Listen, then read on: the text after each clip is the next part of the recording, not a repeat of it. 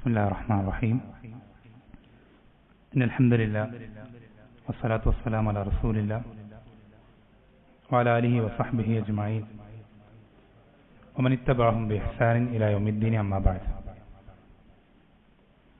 അല്ലാഹു സുബ്ഹാനഹു വ തആലയുടെ വജഹ് മാത്രം ഉദ്ദേശിച്ചുകൊണ്ട് സംസാരിക്കുവാനും കേൾക്കുവാനും റബ്ബ് സുബ്ഹാനഹു വ തആല നമ്മെ ഓരോരുത്തരെയും സഹായിക്കുമാറാവട്ടെ. നമ്മളിന്നിവിടെ കൂടിയിരിക്കുന്നത് ദീനുൽ ഇസ്ലാമിലെ വളരെയധികം പ്രധാനപ്പെട്ട ഒരു അറിവിനെ സംബന്ധിച്ച്,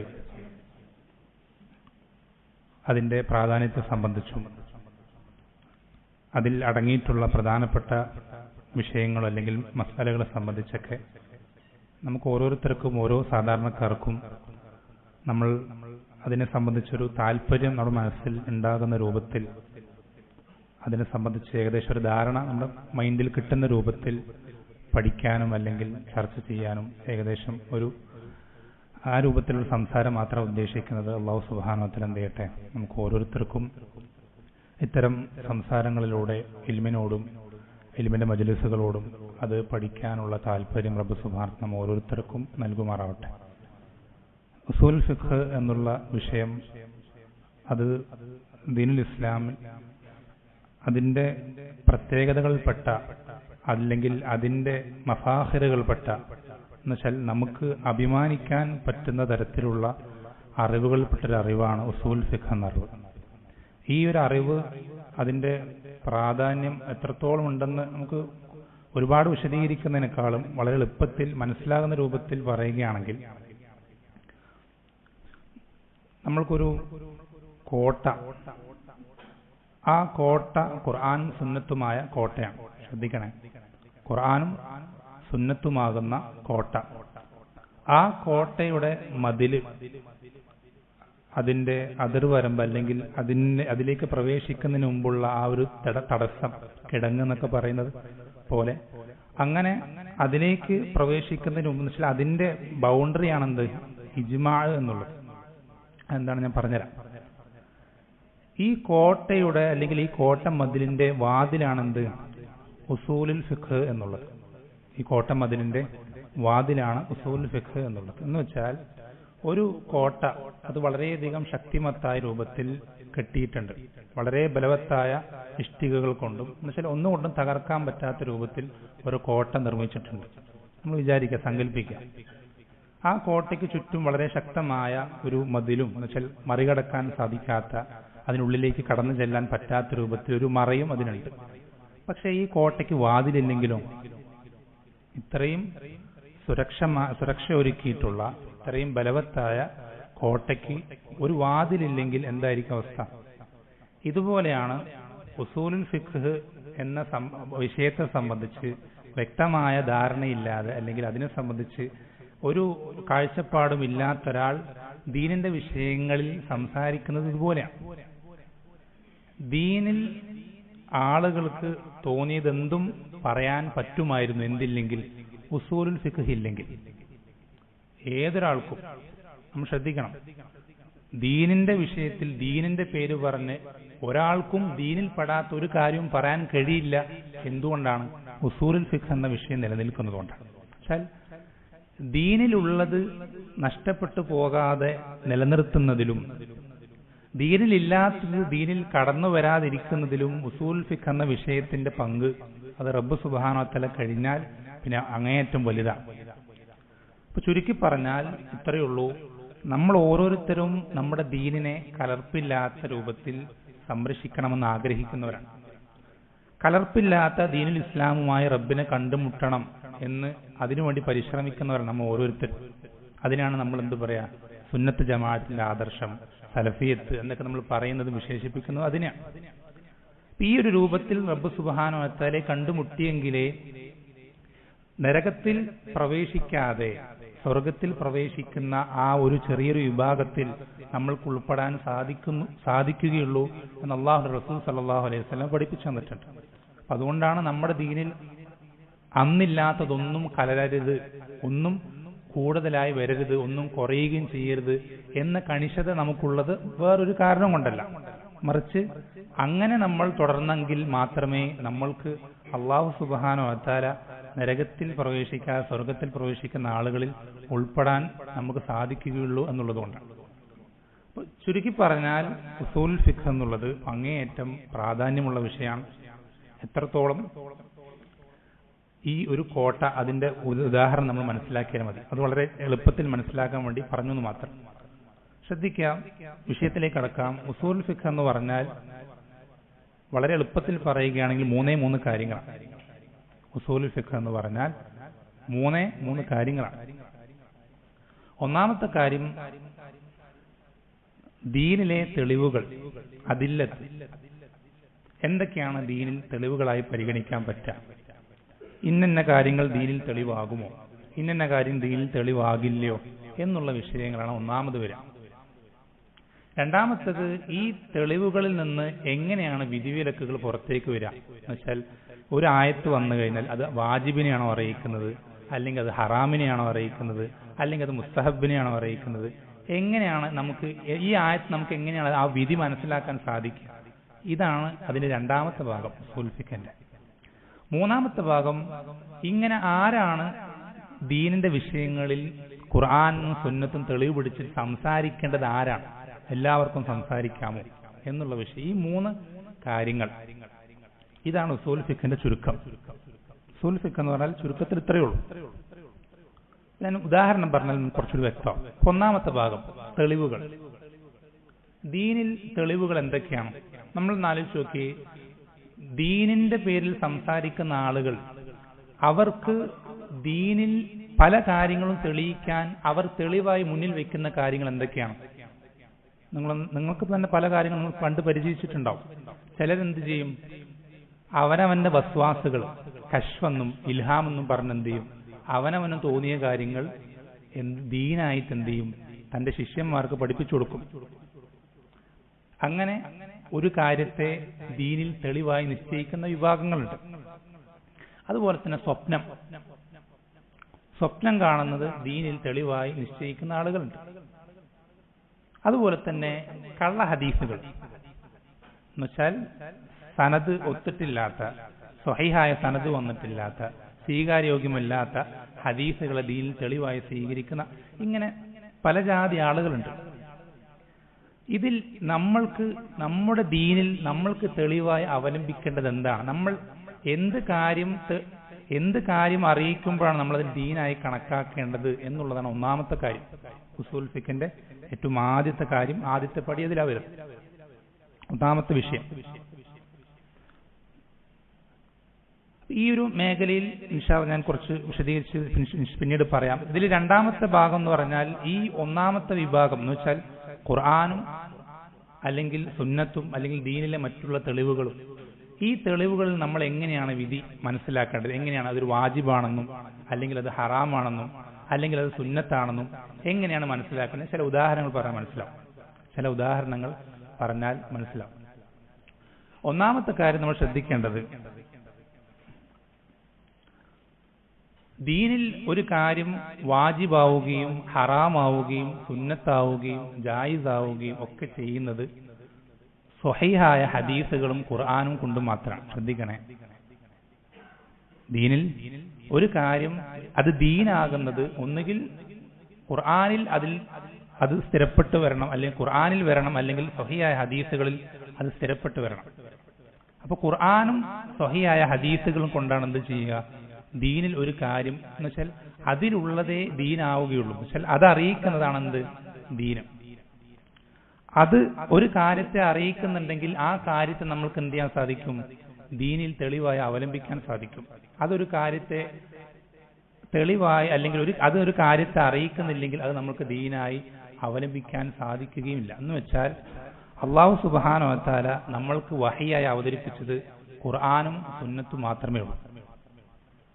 ഖുർആനും സുന്നത്തും, ഈ രണ്ട് വഹികളാണ് അല്ലാഹു സുബ്ഹാനഹു വ തആല നമ്മൾക്ക് അവതരിപ്പിച്ചു തന്നത്. ഈ രണ്ട് വഹികൾ പിൻപറ്റാനാണ് അല്ലാഹു സുബ്ഹാനഹു വ തആല എന്ത് ചെയ്തിട്ടുള്ളത്? നമ്മളോട് കൽപ്പിച്ചിട്ടുള്ളത്. അപ്പൊ ഇത് പിൻപറ്റുക എന്നുള്ളതാണ്, അതാണ് ആ ഒരു അതിൽ പറയപ്പെടുന്ന അതറിയിക്കുന്ന കാര്യങ്ങൾ മാത്രം എന്താവുകയുള്ളൂ? ദീനാവുകയുള്ളൂ എന്നുള്ളതാണ് ഏറ്റവും ആദ്യം ശ്രദ്ധിക്കേണ്ട ഒന്നാമത്തെ കാര്യം. ഉദാഹരണത്തിന് നബി സല്ലല്ലാഹു അലൈഹി വസല്ലമയുടെ കാലഘട്ടത്തിൽ ഒരു കാര്യം നബി സല്ലല്ലാഹു അലൈഹി വസല്ലമയ്ക്ക് ചെയ്യാൻ സാധിക്കുന്നൊരു കാര്യം, ശ്രദ്ധിക്കണേ, നബി സല്ലല്ലാഹു അലൈഹി വസല്ലമയ്ക്ക് ചെയ്യാൻ സാധിക്കുന്ന ഒരു കാര്യം, ചെയ്യാൻ തടസ്സങ്ങളൊന്നുമില്ല, ചെയ്യാൻ പ്രത്യേകിച്ച് തടസ്സങ്ങളൊന്നും ഉണ്ടായിരുന്നില്ല. എന്നാൽ ആ കാര്യം ചെയ്യാൻ നമ്മളെ പ്രേരിപ്പിക്കുന്ന ഒരു ഘടകം അവിടെ ഉണ്ടാവുകയുണ്ട്. രണ്ട് കാര്യങ്ങളാണ്. ഒന്ന്, ചെയ്യാൻ പ്രേരിപ്പിക്കുന്ന പ്രേരകം, മുഖ്തള എന്നാണ് പറയുന്നത്. രണ്ടാമത്തത്, അത് ചെയ്യുന്നതിൽ നിന്ന് നമ്മൾ തടസ്സപ്പെടുത്തുന്ന കാര്യം, മാനി എന്നാണ് പറയുന്നത്. ഉദാഹരണത്തിന് മനസ്സിലാൻ വേണ്ടി ചോദിക്കുക, നബി സല്ലല്ലാഹു അലൈഹി വസല്ലമയുടെ കാലഘട്ടത്തിൽ ഇന്നത്തെ കാലത്തേതുപോലെ മുസ്ഹഫുകൾ അല്ലെങ്കിൽ ഇൽമിന്റെ കിതാബുകൾ ഇതൊക്കെ ഉണ്ടായിരുന്നോ? ഇല്ല. മുസ്ഹഫുകൾ അത് സ്വഹാബത്തിന്റെ കാലത്ത് ഉണ്ടായിരുന്ന മുസ്ഹഫുകൾ പോലെയാണ് ഇന്നത്തെ കാലത്ത് മുസ്ഹഫുകൾ? അല്ല. അപ്പൊ അന്ന് ഇല്ലാത്ത, നമ്മളെപ്പോഴും പറയുന്ന കാര്യമാണ് എന്ത്, അന്നത്തെ കാലത്ത് എന്താണോ ദീന് അതല്ലാത്തതൊന്നും എന്താവൂല. ഫമാലം യകുൻ യൗമഇദിൻ ദീനൻ ഫലൻ യകൂന യൗമ ദീൻ. അന്ന് ദീനല്ലാത്തതൊന്നും ഇന്ന് ദീനാവുകയില്ല നമ്മൾ പറയാറുണ്ട്. അത്തരം കാര്യങ്ങൾ നമ്മൾ ബിദ്അത്തുകൾ എന്ന് വിളിക്കാറുണ്ട്. അപ്പൊ ഈ മുസ്ഹഫുകൾ അച്ചടിക്കുന്നതും ഈ രൂപത്തിൽ ജനങ്ങൾക്കിടയിൽ വിതരണം ചെയ്യുന്നതൊക്കെ ബിദ്അത്തുകളല്ലേ? മസ്ജിദുകൾ ഈ രൂപത്തിൽ നിർമ്മിച്ചിട്ടില്ല. അതുപോലെ തന്നെ പല കാര്യങ്ങളും. ഇതെല്ലാം ദീനിൽ നമുക്ക് ചെയ്യാൻ അനുവാദമുണ്ട് എന്നുള്ളതിന് തെളിവെന്താണ്? നമുക്ക് അനുവാദമുള്ളതല്ലേ ചെയ്യാൻ പാടുള്ളൂ. ഇതൊക്കെ ബിദ്അത്തുകളിൽ പെടുമോ ഇല്ലയോ? ഇതൊക്കെ ഉസൂൽ ഫിഖിൽ വരുന്ന വിഷയങ്ങളാണ്. ഉദാഹരണത്തിന് ഞാൻ ഈ പറഞ്ഞ രണ്ട് കാര്യങ്ങൾ, മുഖ്തളയും മാനിയും, ഒരു കാര്യം ചെയ്യാനുള്ള പ്രേരകവും അത് ചെയ്യാനുള്ള തടസ്സവും. ഒരു കാര്യം ചെയ്യാനുള്ള പ്രേരകവും അത് ചെയ്യാനുള്ള തടസ്സവും. ഈ രണ്ട് കാര്യങ്ങൾ പരിഗണിച്ചിട്ടാണ് ഒരു കാര്യത്തെ ബിദ്അത്തും അതല്ലാത്തതും ആക്കുക. ഉദാഹരണത്തിന് നബിദിനാഘോഷം വരികയാണല്ലോ. നബിദിനാഘോഷം എന്തുകൊണ്ടാണ് ബിദ്അത്താണെന്ന് പറയുന്നത്? എന്തുകൊണ്ടാണ് ബിദ്അത്താണെന്ന് പറയുന്നത്? അന്ന് സഹാബത്ത് ചെയ്തിട്ടില്ല, താബീങ്ങൾ ചെയ്തിട്ടില്ല, തബഉ താബീങ്ങൾ ചെയ്തിട്ടില്ല. ഇവരൊന്നും ചെയ്യാത്ത ഒരു കാര്യം നമ്മൾ ദീനിന്റേതായിട്ടൊന്നും ചെയ്യുന്നില്ലേ? ദീനിന്റെ സ്ഥാപനങ്ങൾ, വിദ്യാഭ്യാസ സ്ഥാപനങ്ങൾ, ഇപ്പോൾ ജാമിയ ഇസ്ലാമിയെ പോലെ മദീനയിൽ, അതുപോലെ തന്നെ ഒരുപാട് സ്ഥാപനങ്ങൾ, ഇങ്ങനെയുള്ള സ്ഥാപനങ്ങൾ സഹാബത്തിന്റെയോ താബഈങ്ങളുടെ കാലത്തുണ്ടായിരുന്നു. അപ്പൊ ഇതെല്ലാം ബിദ്അത്തുകൾ പെടില്ല. എന്താണ് ഈ പുതിയ കാര്യങ്ങളിൽ ബിദ്അത്താകുന്നതും ആകാത്തതും തമ്മിൽ എങ്ങനെ വേർതിരിക്കാൻ സാധിക്കാം? ഇത് വളരെ ശ്രദ്ധിക്കേണ്ട കാര്യമാണ്. കാരണം നമ്മൾ ബിദ്അത്ത് വന്നു കഴിഞ്ഞാൽ നബി സല്ലല്ലാഹു അലൈഹി വസല്ലം അടുക്കൽ നിന്ന് ഹൗദിൽ നിന്ന് വെള്ളം തടയപ്പെടുന്ന ആ നിർഭാഗ്യവാന്മാരിൽ നമ്മൾ ഉൾപ്പെട്ടു പോകും. ചില ആളുകൾ നബി സല്ലല്ലാഹു അലൈഹി വസല്ലം ഹൗദിൽ വെള്ളം കോരി കൊടുക്കുമ്പോൾ നിസ്കാര തഴമ്പുള്ള വുളൂവിന്റെ അടയാളമുള്ള ചില ആളുകൾ കടന്നു വരും. നബി സല്ലല്ലാഹു അലൈഹി വസല്ലമ അവരെ കാത്തുനിന്ന് അവരെ നോക്കിക്കൊണ്ടിരിക്കും, വീക്ഷിച്ചുകൊണ്ടിരിക്കുന്ന സന്ദർഭത്തിൽ തന്നെ മലക്കുകൾ അവരെ ഹൗദിന്റെ ഭാഗത്ത് നിന്ന് ആ ഒരു ഡയറക്ഷനിൽ നിന്ന് മറ്റൊരു വഴിയിലേക്ക്, നരകത്തിന്റെ വഴിയിലേക്ക് അവരെ വലിച്ചു കൊണ്ടുപോകുമ്പോൾ നബി സല്ലല്ലാഹു അലൈഹി വസല്ലം പറയും, ഉമ്മത്തി ഉമ്മത്തി, എന്റെ ഉമ്മത്താണ്. അവരിങ്ങോട്ട് കടത്തിവിടാനാ പറയും. അപ്പൊ മലക്കുകൾ പറയും, എന്താ, ഇന്നക ലാ തദ്രി മാ ഹദസു ബഅദക, താങ്കൾക്ക് ശേഷം അവർ ദീനിൽ എന്തൊക്കെയാണ് പുതുതായി ഉണ്ടാക്കിയതെന്ന് താങ്കൾക്ക് അറിയുകയില്ല റസൂലെ എന്നാണ് എന്ത് ചെയ്യുന്നത്. അവർ പറയുന്നത്, പുതുതായ ഒരു കാര്യം ദീനിൽ നമ്മുടെ വകയായിട്ട് അല്ലെങ്കിൽ നമ്മുടെ നാട്ടുകാരുടെ വകയായിട്ടോ ഉസ്താക്കന്മാരുടെ വകയായിട്ടോ നമ്മൾ ചെയ്യുക എന്നുള്ളത് വളരെ അപകടം പിടിച്ച കാര്യം. അപ്പൊ നമ്മളിത് അറിയേണ്ട കാര്യമാണ്. ഇതൊക്കെ ഉസൂൽ ഫിഖിൽ വരുന്ന വിഷയം. എങ്ങനെയാണ് ഇത് വേർതിരിക്കുക? അതിനാണ് ഈ രണ്ട് കാര്യങ്ങൾ ശ്രദ്ധിക്കേണ്ടത്. ഒന്നിന് പ്രേരകം അല്ലെങ്കിൽ മുഖ്തവ എന്ന അറബിയിൽ പറയും, മറ്റൊന്നിന് മാന്യ, തടസ്സം.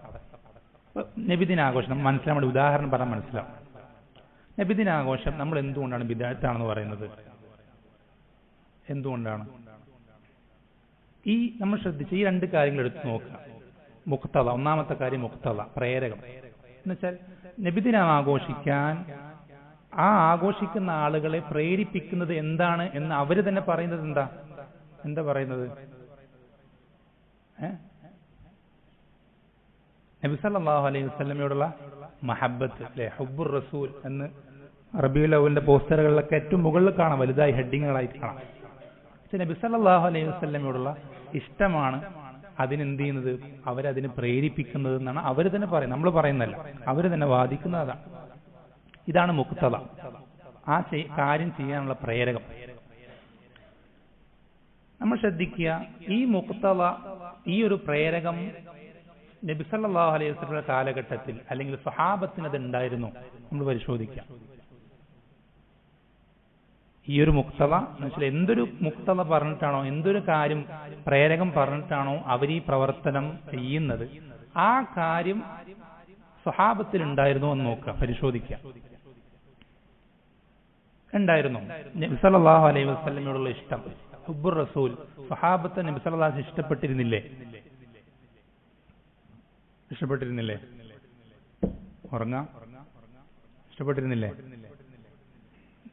അള്ളാഹുവിന്റെ റസൂൽ സല്ലല്ലാഹു അലൈഹി വസല്ലമയെ സ്വഹാബത്ത് ഇഷ്ടപ്പെട്ടതുപോലെ ഒരു ഖൗമും ഇഷ്ടപ്പെട്ടിട്ടില്ല. ഇനി ഒരു ഖൗമിനും ഇഷ്ടപ്പെടാൻ സാധിക്കില്ല.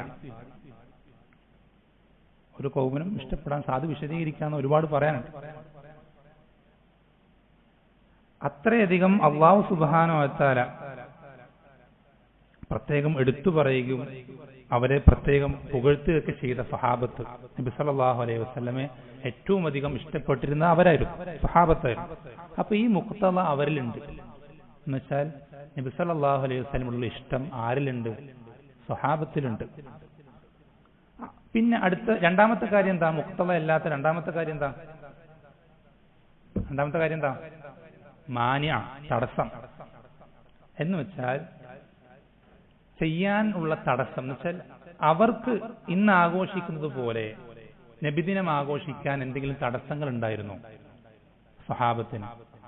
മക്ക കാലഘട്ടത്തിൽ പിന്നെ ഉണ്ടായിരുന്നു പറയാം, ഒരുപാട് മുശ്രിക്കീങ്ങളുടെ കീഴിലായിരുന്നു. എന്നാൽ മദീനത്തോ നബി സല്ലല്ലാഹു അലൈഹി വസല്ലം ഭരണത്തിന് കീഴിലാണ് അത്രയും വർഷക്കാലം അവർ ജീവിച്ചത്. ഏതെങ്കിലും ഒരു വർഷം, ഒരു റബീഉൽ അവ്വൽ നബി സല്ലല്ലാഹു അലൈഹി വസല്ലം ജീവിത കാലഘട്ടത്തിൽ അവരെന്തെങ്കിലും പ്രത്യേകമായി ഭക്ഷണം പാചകം ചെയ്യേ, അന്നദാനം നടത്തേ, റോട്ടിൽ എന്തെങ്കിലും പരിപാടികൾ, കലാപരിപാടി നടത്തേ, അങ്ങനെ എന്തെങ്കിലും ചെയ്തിരുന്നോ?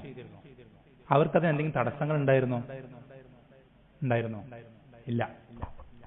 അപ്പൊ ഇവിടെ മുഖ്തദയുണ്ട്, മാനിഅ ഇല്ലതാണ്. ശ്രദ്ധിക്കണേ, ഒരു കാര്യം ചെയ്യാനുള്ള മുഖ്തദയുണ്ട്, അതിനെന്തില്ല? മാനി അവിടെ ഇല്ല. അങ്ങനെ ഒരു കാര്യം നമ്മൾ ചെയ്തു കഴിഞ്ഞാൽ അത് ബിദ്അത്താവും. അങ്ങനൊരു കാര്യം നമ്മൾ ദീനിൽ ചെയ്തു കഴിഞ്ഞാൽ അത് ബിദ്അത്താവും.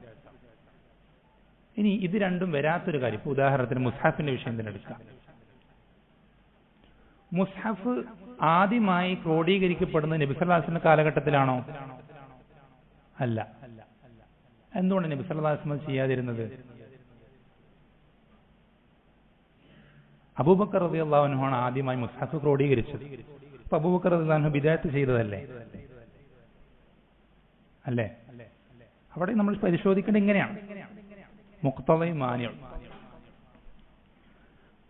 അബൂബക്കർ റളിയല്ലാഹു അൻഹു നബി സല്ലല്ലാഹു അലൈഹി വസല്ലം ചെയ്യാത്തൊരു കാര്യം ചെയ്തിട്ടും അത് ബിദ്അത്താവാതിരുന്നത് നബി സല്ലല്ലാഹു അലൈഹി വസല്ലമയുടെ കാലഘട്ടത്തിൽ ഖുർആൻ ക്രോഡീകരിക്കാനുള്ള മുഖ്തദ, അതിനുള്ള പ്രേരകം ഉണ്ടായിരുന്നില്ല.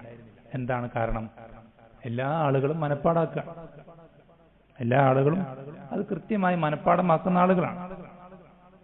പിന്നെ എന്താ സംഭവിച്ചത്? മുഖ്തദ പിന്നീട് വരാനുള്ള കാരണം എന്താ? അബൂബക്കർ റളിയല്ലാഹു അൻഹുവിന്റെ കാലഘട്ടത്തിൽ പല യുദ്ധങ്ങളിലായിട്ട് ഖുർആൻ മനപ്പാടമാക്കിയിരുന്ന ഒരുപാട് ആളുകൾ വളരെ എണ്ണത്തിൽ കൂടുതൽ ഓരോ യുദ്ധങ്ങളിലും കൊല്ലപ്പെടുന്നത് ഉമർ റളിയല്ലാഹു അൻഹു ശ്രദ്ധയിൽപ്പെട്ടു. ഇങ്ങനെ ഖുർആൻ മനപ്പാടമാക്കിയിരുന്ന ആളുകൾ ഇങ്ങനെ കൊല്ലപ്പെട്ട് പോയി കഴിഞ്ഞാൽ എന്താ സംഭവിക്കാം?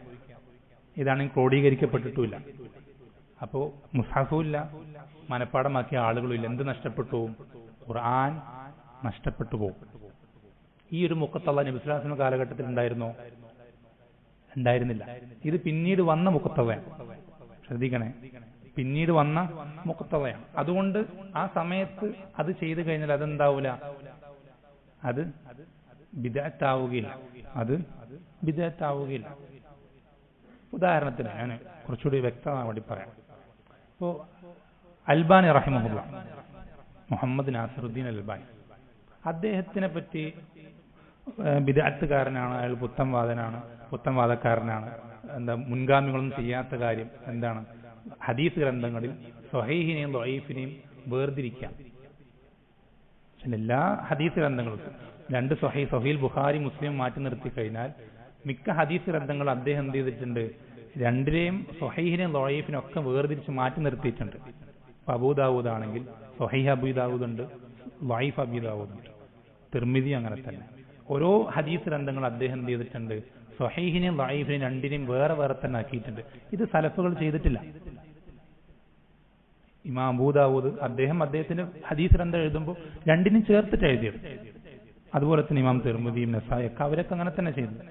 അവരൊന്നും ചെയ്യാത്തൊരു കാര്യമാണ് ആര് ചെയ്യുന്നത്, അൽബാനി റഹിമഹുല്ലാഹ് കഴിഞ്ഞ നൂറ്റാണ്ടിൽ വന്ന ഒരാൾ ചെയ്യുന്നത്. അതായത് പുത്തനാശയല്ലേ, ബിദഅത്തല്ലേ. എന്താ കാരണം? അന്നത്തെ കാലത്ത് ഇല്ലാത്ത മുഖ്തദ ഇന്നുണ്ട്. അന്നത്തെ കാലത്ത് ഇല്ലാത്ത മുഖ്തദ ഇന്നുണ്ട്. അന്നത്തെ കാലത്ത് എന്താ പറയാ, ഒരാൾക്ക് ഒരു സനദോട് കൂടി ഒരു ഹദീസ് എടുത്തു അത് ഗ്രന്ഥങ്ങൾ പരാമർശിച്ചു കഴിഞ്ഞാൽ അവർക്കതിന്റെ ബാധ്യത കഴിഞ്ഞു. കാരണം ആ സനദ് നോക്കിക്കഴിഞ്ഞാൽ ആളുകൾക്ക് മനസ്സിലാവും ഈ ഹദീസ് ദഈഫാണ്. അല്ലെങ്കിൽ ഏറ്റവും ചുരുങ്ങി ഇപ്പോൾ അബൂദാവൂദ് റഹിമഹുല്ലാഹ് അദ്ദേഹത്തിന്റെ മുഖദ്ദിമയിൽ അദ്ദേഹം കൊടുത്തിട്ടുണ്ട്, ഞാൻ എന്തെങ്കിലും പോരായ്മകളുടെ ഞാൻ പറയും, പോരായ്മകൾ ഇല്ലാത്തതിൽ ഞാൻ എന്ത് ചെയ്യും, മിണ്ടാതിരിക്കും. ഇങ്ങനെയുള്ള വിശദീകരണങ്ങളും അവരുടെ ഗ്രന്ഥം എഴുതുന്ന രീതികളൊന്നും ഇതൊന്നും ആർക്ക് മനസ്സിലാകാതായി. ഈ കാലഘട്ടത്തിൽ കഴിഞ്ഞ നൂറ്റാണ്ടിലേക്ക് ഹദീസ് ഗ്രന്ഥങ്ങൾ ഉപയോഗപ്പെടുത്തുന്ന ആളുകൾക്ക് അവർക്ക് മനസ്സിലാകുന്നില്ല. അവരെന്താ പറയാ, സിഹാഹു സിത്ത എന്ന് പറയാം. നമ്മുടെ നാട്ടിലൊക്കെ അങ്ങനെ പറയാം, സിഹാഹു സിത്ത എന്ന് പറയാം. സിഹാഹു സിത്ത എന്ന് പറഞ്ഞാൽ പൊതുവെ ഒരർത്ഥത്തിൽ പണ്ഡിതന്മാർ ഉപയോഗിക്കാറ്. പക്ഷെ നമ്മുടെ നാട്ടിൽ ഉപയോഗിക്കുന്നത് ആ 6 ഗ്രന്ഥങ്ങളുള്ളതെല്ലാം സ്വഹീഹാണെന്നുള്ള അർത്ഥത്തിലാണ്. അതിലുള്ളതെല്ലാം സ്വഹീഹാണെന്നുള്ള അർത്ഥത്തിലാണ്. അതിൽ സ്വഹീഹുണ്ട്, അല്ലാത്തതുണ്ട്, ഒക്കെ ഉണ്ട്. നമ്മൾ ശ്രദ്ധിക്കേണ്ടത് അന്ന് ആ മുഖ്തദ ഉണ്ടായിരുന്നില്ല, അതിന് പ്രേരിപ്പിക്കുന്ന കാര്യം ഉണ്ടായിരുന്നില്ല. അന്ന് സനദോടുകൂടി ഒരു ഹദീസ് കൊടുത്തു കഴിഞ്ഞാൽ അവർക്ക് മനസ്സിലാവും ഇത് നമുക്ക് അവലംബിക്കാൻ പറ്റുന്ന ഹദീസല്ല എന്ന് ഏകദേശമുള്ള ആളുകൾക്ക് അന്നത്തെ കാലഘട്ടത്തിൽ പറ്റുന്നൊരു അവസ്ഥ ഉണ്ടായിരുന്നു. അന്ന് ഈ മുഖ്തദ ഉണ്ടായിരുന്നില്ല. ഇന്നത്തെ കാലഘട്ടത്തിലോ, ഇന്നത്തെ കാലത്ത് സനദെന്താണെന്നും മത്തിനെന്താണെന്ന് തിരിച്ചറിയാൻ പറ്റാത്ത ആൾക്കാരാണ്. സനദെന്താണെന്നും ഒരു ഹദീസിന്റെ സനദെന്താണ് മത്തിനെന്താണെന്ന് തിരിച്ചറിയാൻ പറ്റാത്തൊരവസ്ഥയിലുള്ള ഒരു മോശം അവസ്ഥയിലേക്ക് ആളുകളായിപ്പോയി. അപ്പൊ അത് ഒരു പുതിയ മുഖ്തദ വരിക. അപ്പൊ ഇത് ശ്രദ്ധിക്കണം, ഈ 2 കാര്യങ്ങൾ ശ്രദ്ധിക്കണം. ഞാൻ ഉസൂൽ ഫിഖിന്റെ പ്രാധാന്യം മനസ്സിലാൻ വേണ്ടി ചില പ്രധാനപ്പെട്ട ഖവായിദുകൾ വേഗത്തിൽ പറഞ്ഞു പോവാണ്. അപ്പോ നമ്മൾക്ക് നമ്മുടെ ജീവിതത്തിൽ ബിദ്അത്തുകൾ തിരിച്ചറിയാൻ വളരെ എളുപ്പത്തിൽ സാധിക്കുന്ന ഉസൂൽ ഫിഖിന്റെ ഒരു ഖാഇദയാണെന്ത്, 2 കാര്യങ്ങൾ പരിശോധിക്കാനുള്ളതാണ്, മുഖ്തദയും മാനിഉം.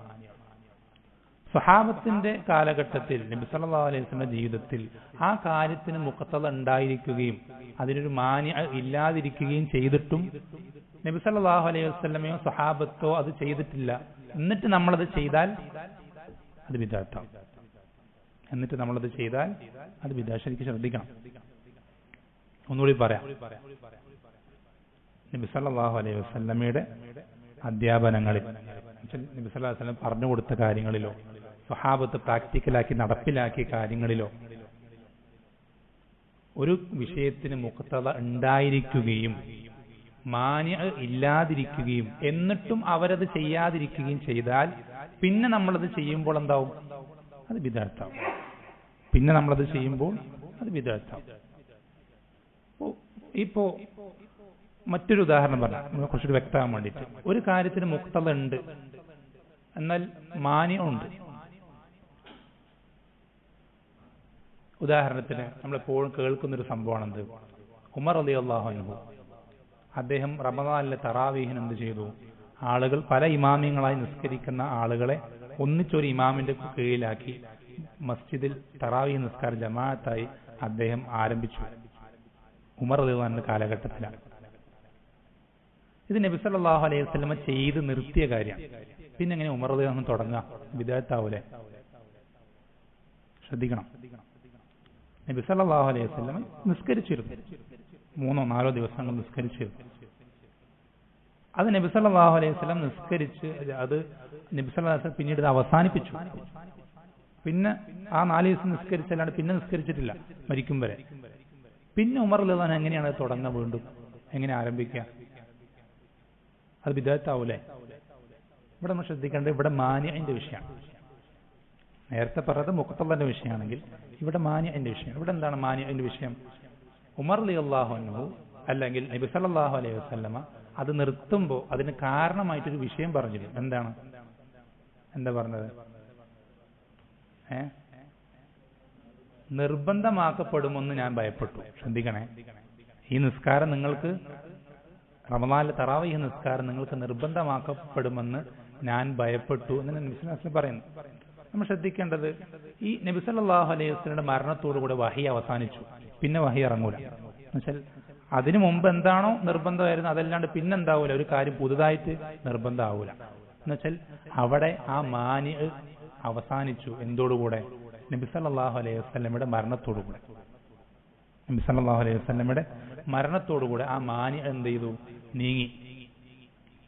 അപ്പോൾ അവിടെ ആ പ്രവർത്തനം ചെയ്യുന്നത് എന്തല്ല, അത് ബിദ്അത്താവുകയില്ല. അപ്പോൾ ആ പ്രവർത്തനം ചെയ്യുന്നത് എന്താവൂല? ബിദ്അത്താവുകയില്ല. ഈ രണ്ട് കാര്യങ്ങൾ പഠിച്ചു വെക്കണം.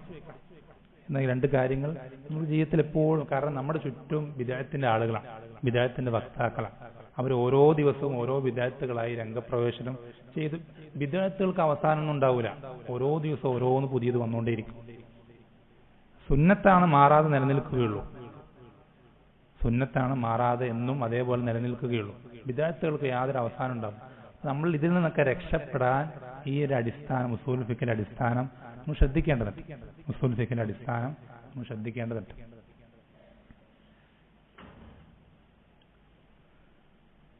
പിന്നെ മറ്റൊരു വിഷയം ഉസൂൽ ഫിഖിന്റെ നമ്മുടെ ജീവിതവുമായി ബന്ധപ്പെട്ട മറ്റൊരു പ്രധാനപ്പെട്ട കാര്യം, നമ്മളെപ്പോഴും പലപ്പോഴും കേൾക്കുന്ന ഒരു കാര്യമാണെന്ത്, പലപ്പോഴും പല ആളുകളും സംസാരിക്കുന്ന ഒരു വിഷയമാണെന്ത്, തൗഹീദ്. തൗഹീദിന് എത്ര ഇനങ്ങളുണ്ട്?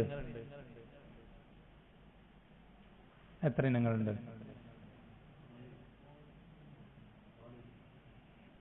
അത് ഏത് ആയത്തിലാണ് പറഞ്ഞിട്ടുള്ളത്? തൗഹീദിന് ഇത്ര ഇനങ്ങൾ ഏത് ആയത്തിലുള്ളത്? ഏത് ഹദീസിലുള്ളത്? ഏതെങ്കിലും ഒരു ആയത്തിൽ തൗഹീദ് ഇത്ര ഇനമാണ് എന്ന് പറഞ്ഞ ഏതെങ്കിലും ഒരു ആയത്തിൽ വന്നിട്ടുണ്ടോ? അല്ലെങ്കിൽ ഹദീസുകളിൽ വന്നിട്ടുണ്ടോ? പിന്നെ എങ്ങനെ നമ്മളത് പറയാം? ഇത് ഇബ്നു തൈമിയ്യയുടെ കണ്ടുപിടുത്തമല്ലേ? അല്ലേ? അല്ലെങ്കിൽ മുഹമ്മദ് ബിൻ അബ്ദുൽ വഹാബിന്റെ കണ്ടുപിടുത്തമല്ലേ? ഇതൊക്കെ ഉസൂൽ ഫിഖുമായി ബന്ധപ്പെട്ട കാര്യങ്ങളാണ്. പക്ഷെ നമ്മുടെ നിത്യജീവിതത്തിൽ നമ്മൾ വളരെയധികം ശ്രദ്ധിക്കേണ്ട, നമുക്ക് യഖീന് വേണ്ട പല കാര്യങ്ങളിലും ഉസൂൽ ഫിഖുമായിട്ട് വളരെയധികം ബന്ധപ്പെട്ട് കിടക്കുന്നുണ്ട്. ഇതെങ്ങനെ തെളിവാകുന്നത്? എന്തതിനുള്ള തെളിവെന്താ? എവിടെ പറഞ്ഞിട്ടുള്ളത്? ഇതിനെയാണ് ഉസൂൽ ഫിഖിൽ ഇസ്തിഖ്റാ അല്ലെങ്കിൽ തതബ്ബു എന്ന് പറയും. ഇസ്തിഖ്റാ അല്ലെങ്കിൽ തതബ്ബു എന്ന് പറയുന്നത് എന്ന് വെച്ചാൽ ഒരു വിഷയവുമായി ബന്ധപ്പെട്ട് വന്ന എല്ലാ തെളിവുകളും, ഖുർആന്റെ ആയത്തുകളാണെങ്കിലും സ്വഹീഹായ ഹദീസുകളാണെങ്കിലും, അതെല്ലാം ആ വിഷയത്തിൽ കഴിവുള്ള പണ്ഡിതന്മാർ ഒരൊറ്റ സ്ഥലത്തേക്ക് ചേർത്ത് കൊണ്ടുവരും. അതെല്ലാം നോക്കിയിട്ട് അതിൽ നിന്ന് എന്ത് ചെയ്യും? അതിന്റെ ഒരു ഖുലാസ, അതിന്റെ വിധി എന്ത് ചെയ്യും? പുറത്തേക്ക് എടുക്കും. അതിനാണ് ഇസ്തിഖ്റാ ചെയ്യാന്ന് പറയും. ഉദാഹരണം നിങ്ങൾക്ക് മനസ്സിലാൻ വേണ്ടി പറയാം. നിസ്കാരത്തിന് ശുറൂത്തുകളുണ്ട്, അർക്കാനുകളുണ്ട്, വാജിബാത്തുകളുണ്ട്, സുന്നത്തുകളുണ്ട്. ഇങ്ങനെ ഏത് ഹദീസിൽ ഏത് ആയത്തിലാണ് നിസ്കാരത്തിന്റെ ശുറൂത്തുകൾ അർക്കാനുകൾ വന്നിട്ടുള്ളത്? ഏതെങ്കിലും ഹദീസ് ഉണ്ടോ അങ്ങനെ? ഇന്നത് നിസ്കാരത്തിന്റെ ശുറൂത്തുകളാണ്, ഇന്നത് നിസ്കാരത്തിന്റെ അങ്ങനെ ഏതെങ്കിലും ഹദീസോ ആയത്തോ ഉണ്ടോ? ഇല്ല. പിന്നെ എങ്ങനെ നമ്മളത് പറയാം? ഈ തൗഹീദിന്റെ 3 ഇനം നിഷേധിക്കുന്നവർ പോലും എന്ത് ചെയ്യാറുണ്ട്? നിസ്കാരത്തിന് ശുറൂത്തുകളും അർക്കാനുകളും വാജിബാത്തുകളും സുന്നത്തുകൾക്ക് പഠിപ്പിച്ചു കൊടുക്കാറുണ്ട്. അതെങ്ങനെ കിട്ടിയത്? അങ്ങനെ തന്നെ ഇത് കിട്ടിയത്. അതെങ്ങനെയാണോ കിട്ടിയത് അങ്ങനെ തന്നെയാണ് എന്ത് ചെയ്തത്? ഇതും കിട്ടിയത്. അതുപോലെ തന്നെ മറ്റൊരു വിഷയമാണ് ലാ ഇലാഹ ഇല്ലല്ലാഹുവിന്റെ ശുറൂത്തുകൾ. ലാ ഇലാഹ ഇല്ലല്ലാഹുവിന് എത്ര ശുറൂത്തുണ്ട് എന്ന് വെച്ചാൽ, ഉദാഹരണത്തിന് ഒരാൾ ലാ ഇലാഹ ഇല്ലല്ലാഹ് പറഞ്ഞു, അല്ലെങ്കിൽ അഷ്ഹദു അല്ലാ ഇലാഹ ഇല്ലല്ലാഹ് ഉച്ചരിച്ചു.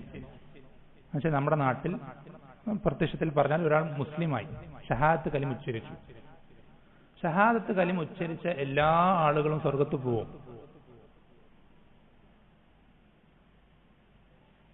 ലാ ഇലാഹ ഇല്ലല്ലാഹ് പറയുന്ന എല്ലാവർക്കും സ്വർഗ്ഗത്തിൽ പോകാൻ പറ്റുമോ?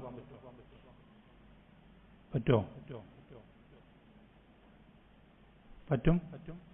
നബി സല്ലല്ലാഹു അലൈഹി വസല്ലം കാലഘട്ടത്തിൽ നമുക്കറിയാം മുനാഫിക്കുകൾ എന്ന് പറയുന്ന ഒരു വിഭാഗം. അവരെ പറ്റി അല്ലാഹ് പറഞ്ഞെന്താ? ഇന്നൽ മുനാഫിഖീന ഫിദ്ദർക്കിൽ അസ്ഫലി മിനൻ, നരകത്തിന്റെ ഏറ്റവും അടിത്തട്ടിലാണെന്നവർ. അവർ ലാ ഇലാഹ ഇല്ലല്ലാഹ് പറയാറുണ്ട്, മുഹമ്മദ് റസൂലുള്ളാഹി പറയാറുണ്ട്, നിസ്കരിക്കാറുണ്ട്, ജിഹാദിൽ പോലും പങ്കെടുക്കാറുണ്ട്. അപ്പൊ നാവ് കൊണ്ട് പറഞ്ഞാൽ മാത്രം പോരാ, ചില നിബന്ധനകൾ എന്തിനുണ്ട്? ലാ ഇലാഹ ഇല്ലല്ലാഹയുടെ ആളായിത്തീരാൻ അവിടെ ബാക്കിയുണ്ട് എന്ന് നമ്മളെ അറിയിക്കുന്നത് ഇങ്ങനെ. ഇതിനാണ് ഇസ്തിഖ്റാ. അത് പല തെളിവുകളിലൂടെ വന്നിട്ടുള്ള വിഷയങ്ങളാണ്, പല തെളിവുകളിലായി വന്നിട്ടുള്ള. ഇങ്ങനെ ഒരു വിഷയത്തിലുള്ള എല്ലാ കാര്യങ്ങളും ചേർത്ത് വെച്ച് അതിൽ നിന്നൊരു വിധി കണ്ടെത്തുന്നതിന് ഇസ്തിഖ്റാ ചെയ്യുക, തതബ്ബു ചെയ്യണം. നമ്മൾ ശ്രദ്ധിക്കേണ്ടത് ഇതിനങ്ങനെ ഒരു പ്രത്യേകം എടുത്തു പറയാനുള്ള കാരണം ഇത് അഹ്ലുസുന്നത്തിന്റെ മാത്രം പ്രത്യേകതയാണ്. അഹ്ലുസുന്നത്തിന്റെ മാത്രം പ്രത്യേകത. ബിദ്അത്തിന്റെ കക്ഷികൾ ഒരിക്കലും എന്ത് ചെയ്യില്ല, ആ വിഷയത്തിലുള്ള എല്ലാ തെളിവുകളും ചേർത്ത് വെക്കുകയില്ല. എപ്പോഴും ശ്രദ്ധിക്കേണ്ട കാര്യം, ബിദ്അത്തിന്റെ കക്ഷികൾ അവരൊരിക്കലും ആ വിഷയത്തിലുള്ള എല്ലാ തെളിവുകൾക്കും യോജിച്ച നിലപാടാവൂല. അവർ ഏതെങ്കിലും ഒരു ആയത്തിനും ഹദീസിനും എതിരായിട്ടുണ്ടാവും. ഏതെങ്കിലും ഒരു ആയത്തിനും ഹദീസിനെതിരെ, ഒരൊറ്റ ആയത്തിനും ഒരൊറ്റ ഹദീസിനും ഒരു വിഷയത്തിൽ പോലും എതിരായിട്ടില്ല എന്ന് ഉറപ്പ് പറയാൻ അഹ്ലുസുന്നത്തി വൽ ജമാഅത്തിന് എല്ലാം സാധിക്കില്ല. കാരണം അവരുടെ നിലപാടുകൾ എന്ന് പറഞ്ഞാൽ എല്ലാ ആയത്തുകളും ഏതൊരു വിഷയം ആയിക്കോട്ടെ, ആ വിഷയത്തിൽ എല്ലാ ആയത്തുകളും എല്ലാ ഹദീസുകളും ഒരുമിച്ച് ചേർത്ത് ആ എല്ലാ ആയത്തുകളും ഹദീസുകളും അതെല്ലാം കൂടി അറിയിക്കുന്ന ഒരു അർത്ഥം ഉണ്ടാവും. ഒന്നും മറ്റൊന്നിന് എതിരാവാത്തൊരർത്ഥം. ആ അർത്ഥമാണ് അവരവരുടെ വിശ്വാസമായി സ്വീകരിക്കുക, അവരവരുടെ നിലപാടായി സ്വീകരിക്കുക. അതുകൊണ്ട് എന്ത് ചെയ്യില്ല, അവരൊരിക്കലും ഒരായത്തുകൊണ്ട് മറ്റേ ആയത്തിനെ ഖണ്ഡിക്കുന്ന രൂപത്തിൽ, തള്ളിപ്പറയുന്ന രൂപത്തിൽ ഒരിക്കലും അവരുടെ നിലപാടുണ്ടാവില്ല. നിങ്ങൾക്ക് വിപരീതം പറഞ്ഞാൽ മനസ്സിലാവും എളുപ്പത്തിൽ. വിപരീതം പറഞ്ഞ എളുപ്പത്തിൽ മനസ്സിലാവും. ഉദാഹരണത്തിന് നമ്മുടെ നാട്ടിലെ കുബൂരികൾ അല്ലെങ്കിൽ മൊത്തത്തിൽ ഉള്ള സൂഫികൾ, അവരുടെ പൊതുവെയുള്ളൊരു വിശ്വാസമാണ്, നിലപാടാണ് ഷഫാഅത്തിനെ സംബന്ധിച്ചുള്ള നിലപാട്. ഷഫാഅത്തിനെ സംബന്ധിച്ചുള്ള ഷഫാഅത്തിൽ പരിധി കവിഞ്ഞവരാണ്. അതിൽ ദീൻ നിശ്ചയിച്ച അതിർവരമ്പുകൾ കടന്നവരാണ്. അതുകൊണ്ട് തന്നെ ഏതെങ്കിലും ഒരു ത്വരീഖത്തിൽ എന്തായാൽ മതി, മുരീദായാൽ മതി, ആ ത്വരീഖത്തിൽ ശൈഖ് എന്ത് ചെയ്യും, നമ്മൾക്ക് വേണ്ടി ഷഫാഅത്ത് പറഞ്ഞോളും എന്നുള്ള വിശ്വാസം അതവരുടെ മുഹിദ്ദീമാലിലൊക്കെ ആ വിഷയമൊക്കെ വ്യക്തമായിട്ട് പറയുന്നുണ്ട്. അപ്പൊ നമ്മൾ ശ്രദ്ധിക്കേണ്ടത് ഷഫാഅത്തിന്റെ വിഷയത്തിൽ പരിധി കവിഞ്ഞ ആളുകൾ അവരെന്ത് ചെയ്യുന്നില്ല, ഷഫാഅത്ത് എന്നുള്ളതിന് അള്ളാഹു സുബ്ഹാനഹു വ തആല നിശ്ചയിച്ചിട്ടുള്ള നിബന്ധനകൾ എന്ത് ചെയ്യുന്നില്ല, അവർ പരിഗണിക്കുന്നില്ല. വലാ യശ്ഫഊന ഇല്ലാ ലിമൻ ഇർതള, അള്ളാഹുവിന്റെ അടുക്കൽ അള്ളാഹുവിന് തൃപ്തിപ്പെട്ട ഒരു വിഷയത്തിൽ അല്ലാതെ എന്ത് ചെയ്യാൻ പറ്റൂല, ഷഫാഅത്ത് പറയാൻ പറ്റൂല. അതുപോലെ മൻ ദല്ലദി യശ്ഫഉ ഇൻദഹു ഇല്ലാ ബിഇദ്നിഹി, അള്ളാഹുവിന് അനുമതി പ്രകാരം അല്ലാതെ എന്ത് ചെയ്യാൻ സാധിക്കില്ല, ഷഫാഅത്ത് പറയാൻ സാധിക്കില്ല. ഇങ്ങനെയുള്ള നിബന്ധനകളൊന്നും എന്ത് ചെയ്യില്ല, അവർ പരിഗണിക്കൂല. അള്ളാഹു സുബ്ഹാനഹു തൃപ്തിപ്പെടണമെങ്കിൽ ഏറ്റവും മിനിമം ശിർക്ക് കലരാത്ത ഒരാളായിരിക്കും. ശിർക്ക് കലർന്ന ഒരു വ്യക്തിയുടെ വിഷയത്തിൽ അള്ളാഹു സുബ്ഹാനഹു വ തആല ഷഫാഅത്ത് അനുവദിക്കില്ല, തൃപ്തിപ്പെടുകയില്ല. ഏറ്റവും മിനിമം ക്വാളിറ്റിയാണ് ഷഫാഅത്തിന് വേണ്ടത്. എന്നാൽ ഇതിന് നേരെ വിപരീതമാണെന്ത്, ഖവാരിജുകൾ. അവർ ഷഫാഅത്തെ നിഷേധിക്കുന്ന ആളാണ്. ഷഫാഅത്ത് എന്നില്ല, ഷഫാഅത്ത് എന്നില്ല. നമ്മൾ ശ്രദ്ധിക്കേണ്ടത്, ഞാനിത് ഉദാഹരണമായിട്ട് പറഞ്ഞത്, ഈ രണ്ടു പേരുടെ നിലപാടുകളിലും എന്ത് ചെയ്യുന്നുണ്ട്, അവർ പല ആയത്തുകൾക്കും പല ഹദീസുകൾക്കും എതിരാകുന്നുണ്ട്. പല ആയത്തുകൾക്കും പല ഹദീസുകൾക്കും എതിരാകുന്നുണ്ട്. ഒരായത്തിനും ഒരു ഹദീസിനും എതിരാകാത്ത നിലപാടുകളാണ് അഹ്ലുസുന്നത്തിന്റെ നിലപാട്. നമ്മളിപ്പോഴും ശ്രദ്ധിക്കേണ്ട കാര്യം, നമ്മൾക്ക് ഏതെങ്കിലും ഒരു ആയത്തോ ഹദീസോ നമ്മുടെ അഹ്ലുസുന്നത്തിന്റെ നിലപാടിന് എതിരായി തോന്നുന്നുണ്ടെങ്കിൽ അത് നമ്മൾക്ക് ആയത്ത് മനസ്സിലാകാത്ത പ്രശ്നം. ശരിക്കും ശ്രദ്ധിക്കണേ, അഹ്ലുസുന്നത്തി വൽ ജമാഅത്തിന്റെ സ്വഹാബത്തിന്റെ വിശ്വാസം അല്ലെങ്കിൽ അവരുടെ നിലപാടുകൾ, ആ ഒരു നിലപാടിനോട് ഏതെങ്കിലും ഒരു ആയത്തോ ഹദീസോ എതിരായി നമ്മൾക്ക് തോന്നുന്നുണ്ടെങ്കിൽ അത് നമ്മുടെ പ്രശ്നം, നമ്മുടെ അറിവിന്റെ പ്രശ്നം, നമ്മുടെ അറിവിന്റെ കുറവാണ്. ഇബ്നു ഖുസൈമ റഹിമഹുല്ലാ പറയാറുണ്ട്, അങ്ങനെ ആർക്കെങ്കിലും ലോകത്തിന്റെ ഏത് കോണിലുള്ള വ്യക്തിയാണെങ്കിലും അവൻ ഏതെങ്കിലും ഒരു ആയത്ത് മറ്റൊരു ആയത്തിനോട് എതിരാകുന്നതായിട്ടോ ഏതെങ്കിലും ഒരു ഹദീസ് മറ്റൊരു ഹദീസിനോട് എതിരാകുന്നതായിട്ടോ അവന് തോന്നുന്നുണ്ടെങ്കിൽ, അവന് സംശയം ഉണ്ടാകുന്നുണ്ടെങ്കിൽ എൻ്റെ അടുക്കൽ വന്നോളട്ടെ, ഞാൻ അവൻ എന്ത് ചെയ്യാം, അത് തമ്മിൽ ചേർത്ത് അതെങ്ങനെയാണ് മനസ്സിലാക്കേണ്ടത്, ദീനിൽ ശരിയായ നിലപാടെന്താണ് ഞാൻ അവർക്ക് പറഞ്ഞു കൊടുക്കാൻ അദ്ദേഹം പറയാറുണ്ട്. പക്ഷെ അങ്ങനെ ഒരു വൈരുദ്ധ്യം എന്ന് പറയുന്നത് ദീനിൽ ഇസ്ലാമിൽ കാണാൻ സാധിക്കില്ല. അല്ലാഹു സുബ്ഹാനഹു വ തആല ഫലാ യതദബ്ബറൂനൽ ഖുർആൻ വലൗ കാന മിൻ ഇൻദി ഗൈരില്ലാഹി ലവജദൂ ഫീഹി ഇഖ്തിലാഫൻ കസീറ. അല്ലാഹു ഖുർആനെ പറ്റി ചിന്തിക്കാൻ പറ്റും. അള്ളാഹ് ഖുർആന്റെ ഒരു പ്രത്യേകത എടുത്തു പറയുന്നത് എന്താ, ഇത് അള്ളാഹുവിന്റെ അടുക്കൽ നിന്നല്ലായിരുന്നെങ്കിൽ ഇതിൽ ഒരുപാട് വൈരുദ്ധ്യങ്ങൾ അവർക്ക് കാണാൻ സാധിച്ചേനെ. അപ്പൊ അള്ളാഹിന്റെ അടുക്കൽ നിന്നായതുകൊണ്ട് ഒരിക്കലും എന്തുണ്ടാവില്ല, വൈരുദ്ധ്യങ്ങൾ ഉണ്ടാവില്ല, തമ്മിൽ ചേരായിക ഉണ്ടാവില്ല. അങ്ങനെ തമ്മിൽ ചേരായിക നമ്മൾക്ക് തോന്നുന്നുണ്ടെങ്കിൽ നമ്മുടെ അറിവില്ലായ്മയുടെ പ്രശ്നമാണ്, നമ്മുടെ അറിവില്ലായ്മയുടെ പ്രശ്നമാണ്. ഉദാഹരണത്തിന് മനസ്സിലാൻ വേണ്ടി ഒരു ഉദാഹരണം പറഞ്ഞാൽ, അല്ലാഹു സുബ്ഹാനഹു വ തആല ഖുർആനിൽ പറയുന്ന ഒരു ആയത്താണെന്ത്, ഇന്നല്ലാഹ ലാ യഗ്ഫിറു അൻ യുശ്റക ബിഹി വയഗ്ഫിറു മാ ദൂന ദാലിക ലിമൻ യശാ. ഇന്നല്ലാഹ ലാ യഗ്ഫിറു അൻ യുശ്റക ബിഹി വയഗ്ഫിറു മാ ദൂന ദാലിക ലിമൻ യശാ. തീർച്ചയായും അല്ലാഹു സുബ്ഹാനഹു വ തആല അവനിൽ ശിർക്ക് വെക്കപ്പെടുന്നത് ഒരിക്കലും പുറത്തു കൊടുക്കില്ല. അതിന് താഴെയുള്ള അതല്ലാത്ത, അതിൽപ്പെടാത്ത, അതിനേക്കാൾ ഗൗരവം കുറഞ്ഞതൊക്കെ അള്ളാഹു എന്ത് ചെയ്തേക്കാം, അവൻ ഉദ്ദേശിക്കുന്നവർക്ക് പുറത്തു കൊടുത്തേക്കാം. ഉദ്ദേശിക്കുന്നവർക്ക് അവൻ എന്ത് ചെയ്യും, പുറത്തു കൊടുക്കും. ഈ ആയത്ത് വ്യക്തമാണ്. പക്ഷെ ഷിർക്ക് അള്ളാഹ് പൊറുക്കൂല. ഷിർക്കിനേക്കാൾ ഗൗരവം കുറഞ്ഞ മറ്റുള്ള തിന്മകൾ അള്ളാഹു ഉദ്ദേശിക്കുന്നവർക്ക് പൊറുക്കും, ഉദ്ദേശിക്കുന്നവർ ശിക്ഷിക്കും. ഇതാണ് ഈ ആയത്ത് വ്യക്തമാണ്. മറ്റൊരു ആയത്തിൽ അള്ളാഹു സുബ്ഹാനഹു വ തആല പറയുന്നത്, മൻ ഖതല മുഅ്മിനൻ മുതഅമ്മിദൻ ഫജസാഉഹു ജഹന്നമു ഖാലിദൻ ഫീഹാ. ശ്രദ്ധിക്കണേ, ഫജസാഉഹു ജഹന്നമു ഖാലിദൻ ഫീഹാ ആയത്താണ്. ഒരു മുഅ്മിനിനെ, മുഅ്മിനായ ഒരു ശരീരത്തെ മനഃപൂർവ്വം ഒരാൾ കൊന്നുകളഞ്ഞാൽ കൊലപാതകം, അതിന്റെ ശിക്ഷ എന്താ, ജസാഉഹു, അതിന്റെ ശിക്ഷ, അവനുള്ള പ്രതിഫലം ജഹന്നമു ഖാലിദൻ ഫീഹാ, കാലാകാലം നരകം, കാലാകാലം നരകാണ്. ശ്രദ്ധിക്കണം, ഈ കൊലപാതകം എന്നുള്ളത് ഷിർക്കിനേക്കാൾ വലുതാണോ ചെറുതാണോ? ഈ ആയത്തിൽ അല്ലാഹു സുബ്ഹാനഹു വ തആല പറയുന്നത് അവൻ ഉദ്ദേശിക്കുന്നവർക്ക് പുറത്തു കൊടുക്കുന്ന. ഖാലിദൻ ആണെന്ന് പറഞ്ഞാൽ അതിന്റെ അർത്ഥം എന്താ, അല്ലാഹു പുറത്തു കൊടുക്കൂലാണ്. അപ്പൊ ഇതെങ്ങനെയാ, രണ്ടും ആയത്തുകൾ തന്നെ, രണ്ടും ആയത്തുകൾ തന്നെയാണ്. അപ്പൊ ഇങ്ങനെ പ്രത്യക്ഷത്തിൽ നമ്മൾക്ക് എന്ത് ചെയ്യുന്നുണ്ട്, ഇങ്ങനെ ഒരു വൈരുദ്ധ്യം തോന്നുന്നുണ്ടെങ്കിൽ മനസ്സിലാക്കിക്കോ, അത് നമ്മുടെ അറിവിന്റെ പ്രശ്നം. ഖുർആനിൽ വൈരുദ്ധ്യങ്ങളില്ല, ഖുർആനിലല്ല ദീനുൽ ഇസ്ലാമിൽ എന്തില്ല, വൈരുദ്ധ്യങ്ങളില്ല. നമ്മൾക്ക് അങ്ങനെ വൈരുദ്ധ്യം തോന്നുന്നുണ്ടെങ്കിൽ അത് നമ്മുടെ അറിവിന്റെ പ്രശ്നം, നമ്മുടെ അറിവിന്റെ പ്രശ്നം.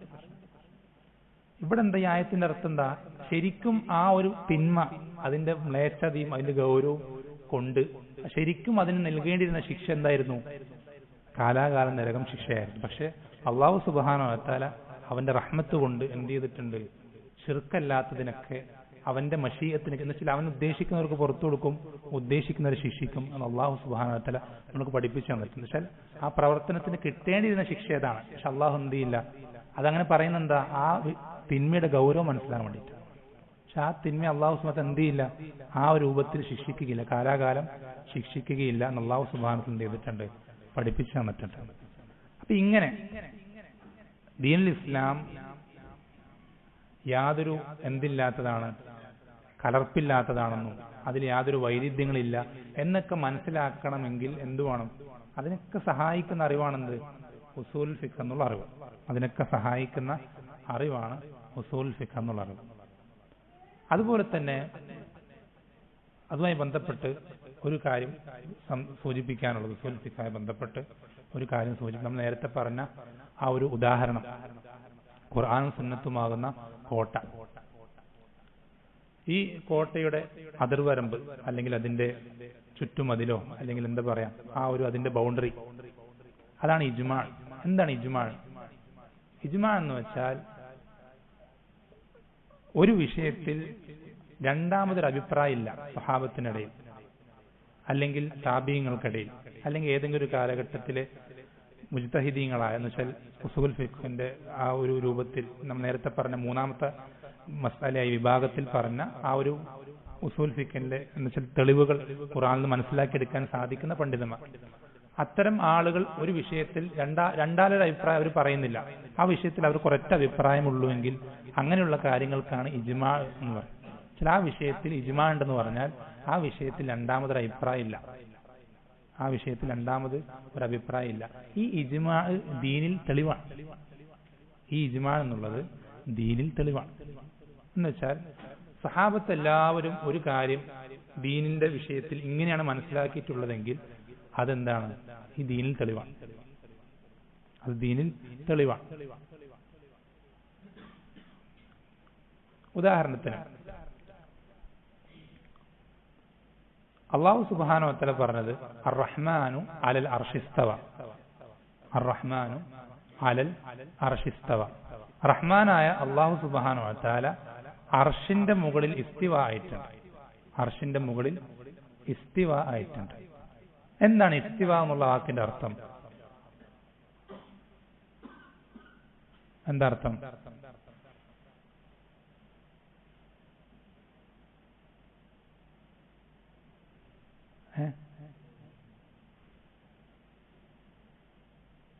നമ്മുടെ നാട്ടിൽ എങ്ങനെ പറയാറ്? ഉപവിഷ്ടനായി. ഉപവിഷ്ടനായി പറഞ്ഞ എന്താ അർത്ഥം? ഇരുന്നു. പച്ച മലയാളത്തിൽ പറഞ്ഞാൽ ഉപവിഷ്ടനായി പറഞ്ഞാൽ എന്താ? ഇരുന്നു എന്നാ. സിംഹാസനസ്ഥനായി എന്നൊക്കെ പറയാറുണ്ട്. എന്നുവെച്ചാൽ സിംഹാസനത്തിൽ ഇരുന്നു.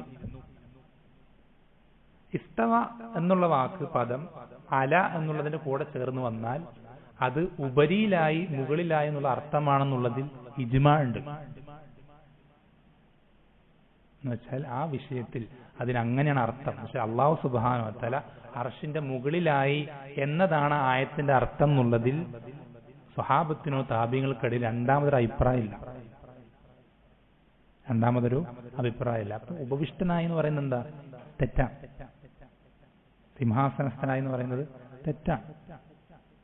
അള്ളാഹു അർശിന് ഉപരിയിലായി. അള്ളാഹു സുബ്ഹാനഹു വ തആല അർശിന് ഉപരിയിലായി എന്നാണ് അതിന്റെ അർത്ഥം. അങ്ങനെയാണ് അതിന്റെ അർത്ഥം എന്നുള്ളതിൽ എന്തുണ്ട്? അഭിപ്രായ വ്യത്യാസമില്ല. അതിനാണ് എന്തു പറയാ? ആ വിഷയത്തിൽ ഇജ്മാ ഉണ്ടെന്ന് പറയാം. ആ വിഷയത്തിൽ ഇജ്മാ ഉണ്ടെന്ന് പറയാം. ഈ ഇജ്മാ എന്താണ്? ദീനിൽ ഹുജ്ജത്താണ്, തെളിവാണ്. ദീനിൽ തെളിവാണ്. ഇജ്മാ തെളിവാണെന്നുള്ളതിന് തെളിവ് എന്താ? നമ്മൾ നേരത്തെ പറഞ്ഞു, എല്ലാത്തിനും തെളിവ് വഹയാണ്, ഖുർആനും സ്വഹിയായ ഹദീസുകളാണ്. ഇജ്മാ തെളിവാണ് നമുക്ക് പറയണമെങ്കിൽ അതെന്താ അറിയാം? അത് തെളിവാണെന്ന് അറിയിക്കുന്ന തെളിവ് എന്തിൽ വേണം? ഖുർആനിലോ ഹദീസിലോ വേണം. ഖുർആനിലോ ഹദീസിലോ വേണം. ഖുർആനിൽ എന്താ തെളിവുള്ളത്? ഇമാം ഷാഫി റഹിമഹുല്ലാഹ് തെളിവ് പിടിക്കുന്ന ഇസ്തിദ്ലാൽ ചെയ്യുന്നത്, തെളിവ് പറയുന്നത് ഇങ്ങനെയാണ്. എന്താണ്? അല്ലാഹു സുബ്ഹാനഹു വ തആല പറഞ്ഞു, ഫഇൻ തനാസഅതും ഫീ ഷൈഇൻ ഫറുദ്ദൂഹു ഇലല്ലാഹി വറസൂൽ. ഫഇൻ തനാസഅതും ഫീ ഷൈഇൻ ഫറുദ്ദൂഹു ഇലല്ലാഹി വറസൂൽ. അല്ലാഹു സുബ്ഹാനഹു വ തആല സ്വഹാബത്തിനോട് കൽപ്പിക്കുകയാണ്. ശ്രദ്ധിക്കണേ, അല്ലാഹു സുബ്ഹാനഹു വ തആല സ്വഹാബത്തിനോട് കൽപ്പിക്കുകയാണ്, നിങ്ങൾ ഒരു വിഷയത്തിൽ പരസ്പരം അഭിപ്രായ വ്യത്യാസത്തിലായി കഴിഞ്ഞാൽ എന്ത് ചെയ്യണം? അത് അല്ലാഹുലേക്കും റസൂലിലേക്കും മടക്കണം. ഇതിലെവിടെ ഇജ്മാന്റെ തെളിവോടെ? അതാണ് ഇമാം ഷാഫി റഹിമഹുല്ലാഹ് പറയുന്നത്. അഭിപ്രായ വ്യത്യാസത്തിലായാൽ ആണ് എന്ത് പറഞ്ഞത്? ഖുർആനിലേക്കും സുന്നത്തിലേക്കും മടക്കാൻ കൽപ്പിച്ചത്. അതിന്റെ അർത്ഥം എന്താ? അഭിപ്രായ വ്യത്യാസത്തിലാകാത്ത കാര്യങ്ങളിൽ അള്ളാഹുവിന് തൃപ്തിയുണ്ട് എന്നുള്ളത് ഈ ആയത്ത് വ്യക്തമായി അറിയിക്കുന്നുണ്ട്. ആ അഭിപ്രായ വ്യത്യാസം ആകാത്ത കാര്യങ്ങൾക്കാണ് എന്ത് പറയാ? ഇജ്മാ എന്ന് പറയാം. അതുപോലെ തന്നെ ഹദീസുകൾ വ്യക്തമായി വന്നിട്ടുണ്ട്, ലാ തസാലു ത്വായിഫത്തും മിൻ ഉമ്മത്തി ളാഹിരീന അലൽ ഹഖ്. എന്റെ ഈ ഉമ്മത്തിൽ ഒരു വിഭാഗം എപ്പോഴും എന്തുണ്ടാവും? ഹക്കിലായിക്കൊണ്ട്. ആരൊക്കെ ഹക്കും തെറ്റിപ്പോലും എങ്ങനെയൊക്കെ പോലും ഒരു വിഭാഗം എപ്പോഴും ഹക്കിലായിക്കൊണ്ടുണ്ടാവും. അപ്പൊ എല്ലാവരും ഒരു കാര്യത്തിൽ യോജിക്കാന്ന് പറയുമ്പോൾ ഈ ഹക്കിന്റെ ആളുകൾ എന്ത് ചെയ്യണം? അതിൽ യോജിക്കണം. എല്ലാവരും ഒരു കാര്യത്തിൽ യോജിക്കാന്ന് പറയുമ്പോൾ ഈ ഹക്കിന്റെ ആളുകൾ എന്ത് ചെയ്യണം? അതിൽ യോജിക്കണം. അപ്പൊ എല്ലാവരും ഒരു കാര്യത്തിൽ യോജിച്ചു എന്ന് പറഞ്ഞാൽ ഈ ഹക്കിന്റെ ആളുകൾ എന്ത് ചെയ്തിട്ടുണ്ട്? അതിൽ യോജിച്ചിട്ടുണ്ട് എന്നുള്ളതാണ്. അപ്പൊ അതെന്തായാലും ഒരിക്കലും ഹക്കല്ലാതെ ആവുകയില്ല. അതൊരിക്കലും ഹക്കല്ലാതെ ആവുകയില്ല. ഈ ഇജ്മാ ഇതിന്റെ പുറത്തേക്ക് നമ്മൾ പറഞ്ഞു, ഇത് ഈ കോർട്ടിന്റെ ബൗണ്ടറിയാണ്. ഇതിന് പുറത്തേക്ക് ഒരാൾ കടന്നു കഴിഞ്ഞാൽ അവൻ ഖുർആന്റെയും സുന്നത്തിന്റെയും ആ ഒരു ബലമായ കോട്ടന്റെ സംരക്ഷണത്തിൽ നിന്ന് പുറത്തു കടന്നു. ശ്രദ്ധിക്കണം. ചുറ്റും ശത്രുക്കളുള്ളൊരവസ്ഥയിൽ ഒരു കോട്ട, ശത്രുക്കളാൽ ചുറ്റപ്പെട്ടിരിക്കുകയാണ്.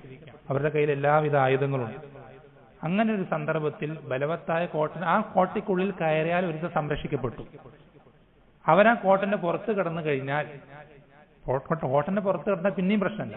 ആ കോട്ടന്റെ ബൗണ്ടറി, അതിന് ചുറ്റുമതിൽ, അതിന്റെയും പുറത്ത് കടന്നു കഴിഞ്ഞാൽ അവന് പിന്നെ യാതൊരു സംരക്ഷണവുമില്ല. അവനെന്താ സംഭവിക്കുന്ന ആർക്കും പറയാൻ കഴിയില്ല. ഇജ്മാഅകൾക്കെതിരായി കഴിഞ്ഞാൽ അവസ്ഥ എങ്ങനെയാണ്? ഒരാൾ ഇജ്മാഅകൾക്കെതിരായി കഴിഞ്ഞാൽ അവസ്ഥ എങ്ങനെയാണ്? ശൈഖുൽ ഇസ്ലാം പറഞ്ഞതുപോലെ ഒരാൾ ഉദറുകളില്ലാത്ത രൂപത്തിൽ ഏതെങ്കിലും ഒരു ഇജ്മാഅിനെതിരായി കഴിഞ്ഞാൽ അവനോട് ബിദ്അത്തുകാരോട് പെരുമാറുന്ന പോലെ അവൻ മുബ്തദിയാവും. വ്യക്തിപരമായി തബ്ദീൽ ചെയ്യുന്ന വേറെ വിഷയം.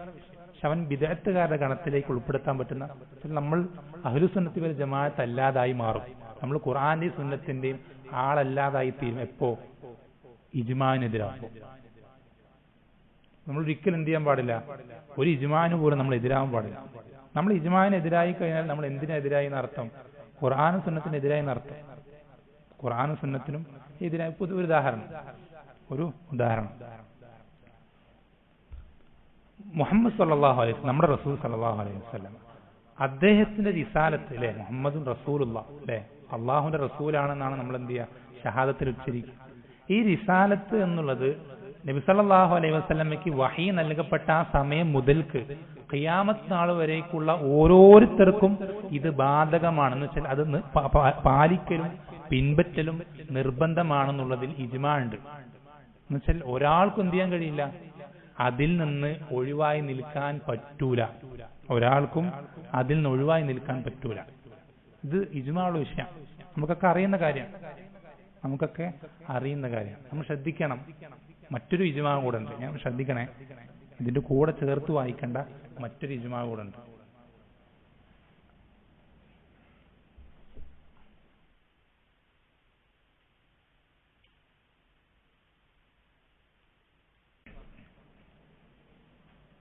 ദീനിൽ നിന്ന് നമ്മളെ പുറത്തു കടക്കാതെ, അഹ്ലുസുന്നത്തി വൽ ജമാഅത്തിൽ നിന്ന് പുറത്തു പോകാതെ നമ്മളെ സംരക്ഷിക്കുന്ന സംരക്ഷണ കവചമാണ് ഇജ്മാഅുകൾ എന്നുള്ളത്.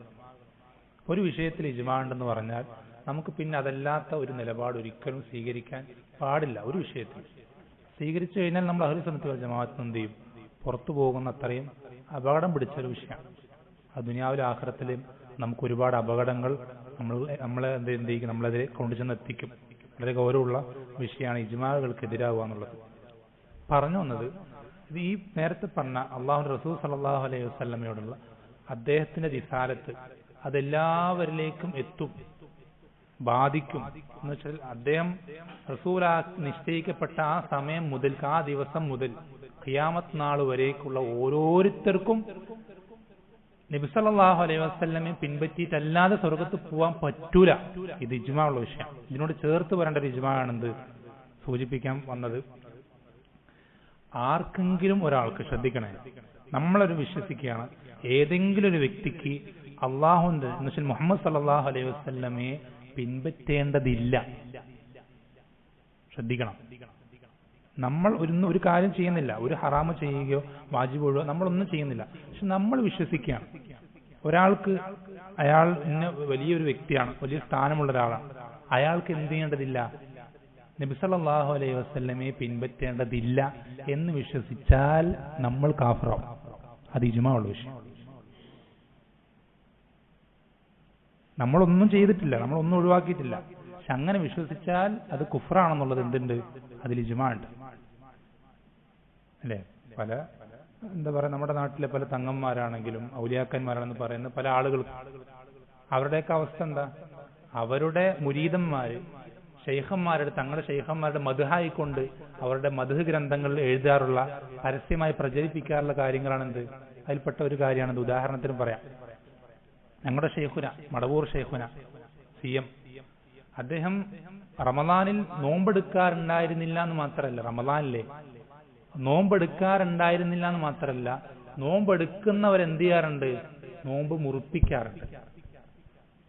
ഇത് നമ്മൾ ശ്രദ്ധിക്കുന്നത്. അവരൊരു മോശപ്പെട്ടൊരു കാര്യമായിട്ടല്ല അവർ പറയാം. അവർ മദ്ഹായിട്ട്, എന്തുകൊണ്ട് അവർ മദ്ഹായിട്ട് ഇത് കണക്കാക്കാൻ കാരണം? അവർ വിചാരിക്കുന്നത്, വിശ്വസിക്കുന്നത് മടവൂരിന് എന്ത് പറ്റും? നബി സല്ലല്ലാഹു അലൈഹി വസല്ലമയുടെ വിധിവിലക്കുകൾ പിൻപറ്റേണ്ടതില്ല.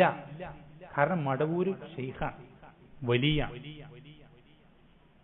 അവർ തെളിവും പറയും, ആയത്തുകളും ഹദീസുകളൊക്കെ പറയുകയും ചെയ്യും. നമ്മൾ ശ്രദ്ധിക്കേണ്ടത്, അങ്ങനെ വിശ്വസിച്ചാൽ അത് കുഫ്റാണ്. ആ വിശ്വസിക്കുന്നവൻ, ആ വ്യക്തിയുടെ CM-ന്റെ വിഷയം ഞാൻ പറയാം, അങ്ങനെ വിശ്വസിക്കുന്നവൻ കാഫിറായി. അതിൽ ഇജ്മാ ഉണ്ട്.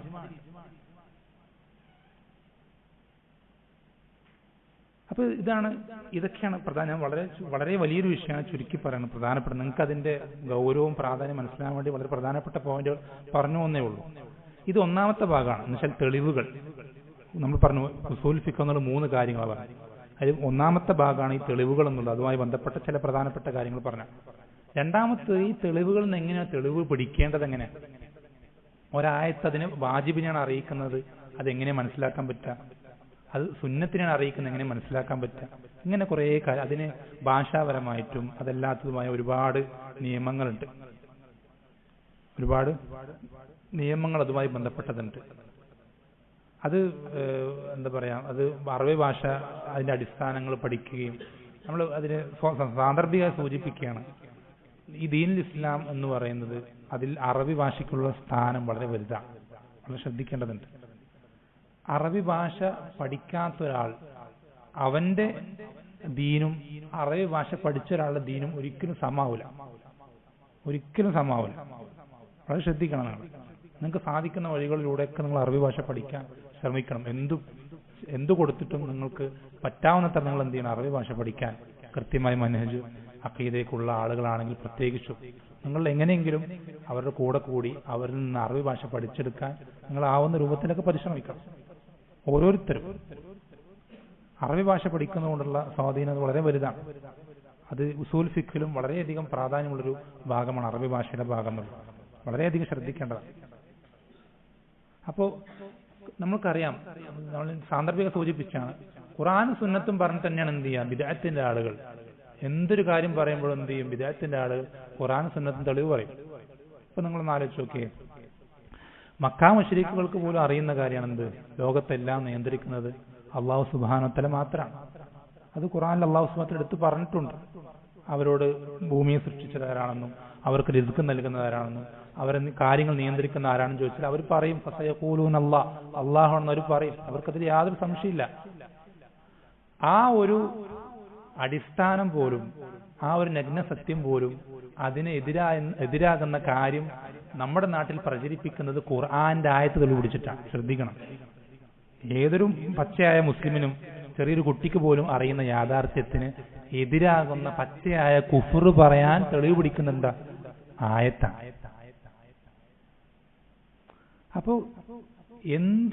നമുക്ക് ഖുർആൻ സുന്നത്തിൽ നിന്ന് നമുക്ക് തോന്നിയതുപോലെ നമുക്ക് മനസ്സിലായതുപോലെയൊക്കെ ചില ആളുകൾ പറയാറുണ്ട്, സഹാബത്ത് മനസ്സിലാക്കിയ പോലെ മനസ്സിലാക്കണമെന്നില്ല. സഹാബത്ത് മനുഷ്യന്മാരാണ്, നമ്മളും മനുഷ്യന്മാരാണ്. അപ്പൊ അവർക്ക് പറ്റിയതുപോലെ മനസ്സിലാക്കി, നമുക്ക് നമ്മുടെ ഇന്നത്തെ കാലഘട്ടത്തിന് യോജിച്ച പോലെ അങ്ങനെയൊക്കെ പറയുന്ന ആളുകളുണ്ട്. അതൊക്കെ വലിയ അബദ്ധമാണ്. ഖുർആൻ സുന്നത്തും എങ്ങനെയാണോ മനസ്സിലാക്കേണ്ടത് അങ്ങനെ മനസ്സിലാക്കിയിട്ടില്ലെങ്കിൽ നമ്മൾ ശ്രദ്ധിക്കണം. നബി സല്ലല്ലാഹു അലൈഹി വസല്ലം പറഞ്ഞത് ഹലാകു ഉമ്മത്തി ഫി ഹാദൽ കിതാബ്, എന്റെ ഉമ്മത്തിന്റെ നാശം ഈ ഖുർആനിലാണെന്ന് നബി സല്ലല്ലാഹു അലൈഹി വസല്ലം പറഞ്ഞു. എന്നിങ്ങനെ ഖുർആൻ അല്ലാഹു ഹിദായത്ത് ഇറക്കിയതല്ലേ, ഹുദൻ ലിൽ മുത്തഖീൻ. പക്ഷേ യുദല്ലു ബിഹി കസീറ, ഖുർആൻ കൊണ്ട് തന്നെ അല്ലാഹു എന്ത് ചെയ്യും? പലരെയും വഴിതെറ്റിക്കും. അതെങ്ങനെയാ? ഖുർആൻ എങ്ങനെയാണ് അതിന് തെളിവ് പിടിക്കേണ്ടത് അതൊന്നും പഠിക്കാതെ, അതിൽ സ്വഹാബത്തിന്റെ മാതൃക മനസ്സിലാക്കാതെ ഖവാരിജുകൾ അങ്ങനെ പഠിച്ചു പോയത് ചിന്തിച്ചു നോക്ക്. യഖറഊനൽ ഖുർആൻ പാരായണം ചെയ്യുന്നവരാണ്. എത്രത്തോളം നിങ്ങൾ അവരുടെ നിസ്കാരം കണ്ടാൽ നിങ്ങൾക്ക് നിസ്കാരത്തോട് നിങ്ങൾക്ക് എന്ത് ചെയ്യും? നാണം തോന്നും. പക്ഷെ നമ്മളെത്ര കുറഞ്ഞു പോയി എന്ന് തോന്നും ആരുടെ ഇബാദത്തുകൾ കണ്ടാൽ. ഖവാരിജുകൾ കണ്ടാൽ അത്ര ഇബാദത്തുകൾ ചെയ്തിരുന്ന, ഖുർആൻ പാരായണം ചെയ്തിരുന്ന ആളുകൾ അവരെങ്ങനെയാണ് ബിദ്അത്തുകാരായി? നബി സല്ലല്ലാഹു അലൈഹി വസല്ലം പറ്റി പറഞ്ഞ കിലാബുന്നാർ, നരകത്തിന്റെ നായ്ക്കളെന്നായി. എങ്ങനെ ആ രൂപത്തിലേക്കായത്? അവർ ഖുർആൻ കൊണ്ടുതന്നെയാണ് തെളിവ് പിടിക്കുന്നത്. പക്ഷെ തെളിവ് പിടിക്കേണ്ടതിന് കുറെ അടിസ്ഥാനങ്ങളുണ്ട്. അതാണ് ഈ ഉസൂൽ ഫിഖിന്റെ രണ്ടാമത്തെ ഭാഗം. ഉസൂൽ ഫിഖിന്റെ രണ്ടാമത്തെ ഭാഗം എന്നുള്ളത് അതിൽ ഏറ്റവും പ്രധാനപ്പെട്ട ഒരു കാര്യം മാത്രം ഞാൻ പറയാം, മനസ്സിലാൻ വേണ്ടി പറയാം. ഈ ഇജ്മാഇനെതിരാവത് നമ്മളൊരു കാര്യം തെളിവ് പിടിക്കുമ്പോൾ ആ വിഷയത്തിൽ ഒരു ഇജ്മാ വന്നിട്ടുണ്ട്, ഈ ആയത്തിന്റെ അർത്ഥം ഇങ്ങനെയാണെന്ന് ഇജ്മാ ഉണ്ടെങ്കിൽ പിന്നെ ആ വിഷയത്തിൽ നമ്മൾ വകയായിട്ട് എന്ത് ചെയ്യാൻ പാടില്ല? പ്രത്യേക ഒരു അർത്ഥം അവിടെ പറയാൻ പാടില്ല. എത്ര വലിയ പണ്ഡിതനാണ് വിഷയം. ഒരു വിഷയത്തിൽ ഒരു ആയത്തിന്റെ അർത്ഥത്തിൽ, ഒരു ഹദീസിന്റെ അർത്ഥത്തിൽ ഇജ്മാ ഉണ്ടെങ്കിൽ നമ്മൾ അതിനെതിരാവാൻ പാടില്ല. അപ്പൊ നേരത്തെ പറഞ്ഞ ഈ അള്ളാഹുവിന് പുറമെ മുദബ്ബിറുണ്ട്, ലോകത്തെ നിയന്ത്രിക്കുന്നത് CM ആണെന്നൊക്കെ പറയുന്ന ആളുകൾ. അതിന് തെളിവ് പിടിക്കുന്ന ആയത്തെന്താ? ഫൽ മുദബ്ബിറാത്തി അമ്ര. മനസ്സിലാൻ വേണ്ടി പറയാം. ഫൽ മുദബ്ബിറാത്തി അമ്ര. ഈ ആയത്തിന്റെ അർത്ഥം എന്താ? നേർക്ക് നേരെ നോക്കിയ എന്താ അർത്ഥം? കാര്യങ്ങൾ നിയന്ത്രിക്കുന്നവ ബഹുവചനമാണ്. മുദബ്ബിറാത്ത് എന്ന് പറഞ്ഞാൽ ബഹുവചനമാണ്. അപ്പൊ ഒന്നിലധികം ഉണ്ട്. കാര്യങ്ങൾ എന്ന് പറഞ്ഞാൽ എല്ലാ കാര്യങ്ങളും. അപ്പൊ എല്ലാ കാര്യങ്ങളും നിയന്ത്രിക്കുന്നത് ഒന്നിലധികം എന്തൊക്കെ ഉണ്ട് എന്നാണ് ഈ ആയത്തിൽ പ്രത്യക്ഷമായിട്ടുള്ള അർത്ഥം. പക്ഷെ ഈ ആയത്തിന്റെ തഫ്സീറിൽ ഇജ്മാ ഉണ്ട്. എന്താണ് ഈ ആയത്തോണ്ട് ഉദ്ദേശിക്കപ്പെടുന്ന? എന്താ? അള്ളാഹുവിന്റെ കൽപ്പന പ്രകാരം അള്ളാഹു മഴ പെയ്യിക്കാൻ കൽപ്പിക്കുമ്പോൾ മഴ പെയ്യിപ്പിക്കുന്ന മലക്കുകൾ, കാറ്റ് വീശിക്കാൻ കൽപ്പിക്കുമ്പോൾ കാറ്റ് വീശിക്കുന്ന മലക്കുകൾ, ചെടി മുളപ്പിക്കാൻ കൽപ്പിക്കുന്ന ചെടി മുളപ്പിക്കുന്ന മലക്കുകൾ, ഈ മലക്കുകളാണ് മുദബ്ബിറാത്ത് കൊണ്ട് എന്നുള്ളതിൽ ഇജ്മാ ഉണ്ട്. അപ്പൊ ഒരു ഇജ്മാ നമ്മൾ എന്ത് ചെയ്യരുത്? ഏതെങ്കിലും നമ്മൾ നേരത്തെ പറഞ്ഞു ഇജ്മാനെതിരായി കഴിഞ്ഞാൽ നമ്മൾ പോയി, നമ്മൾ ആ സംരക്ഷണ കവചത്തിൽ നിന്ന് എന്ത് ചെയ്തു? കോട്ടയ്ക്കുള്ളിൽ നമ്മൾ പുറത്തു കടന്നു. നമ്മളെ എന്ത് അപകടം നമുക്ക് സംഭവിക്കാം, ദുനിയാവിലാണെങ്കിൽ ആഖിറത്തിലാണെങ്കിൽ.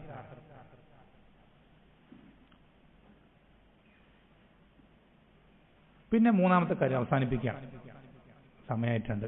മൂന്നാമത്തെ ഉസൂൽ ഫിഖിന്റെ ഭാഗം എന്നുള്ളത്, ഇതാരാണ് സംസാരിക്കേണ്ടത്? ഖുർആനും സുന്നത്തും കൊണ്ട് എല്ലാവർക്കും സംസാരിക്കാൻ പറ്റുമോ? നമുക്ക് പറ്റും. എന്ത് പറ്റും? ഖുർആനും സുന്നത്തും ഈ രൂപത്തിൽ ഉസൂൽ ഫിഖ് പഠിച്ചിട്ടുള്ള വലിയ വലിയ ഉലമാക്കൾ അവർ പറഞ്ഞത് നമുക്ക് എന്തെങ്കിലും അറിയെങ്കിൽ ഇന്ന പണ്ഡിതൻ ഇന്നത് പറഞ്ഞു എന്ന് നമുക്ക് പറയാം. നമ്മൾക്കത് ചെയ്യുന്നുള്ളൂ. ഈ പറയുന്ന വിഷയങ്ങളൊക്കെ പല പണ്ഡിതന്മാരും പറഞ്ഞത് പലവിടെ നിന്നും ക്രോഡീകരിച്ചിട്ട് പറയുന്ന എന്റെ വകയായിട്ടൊന്നുമില്ല.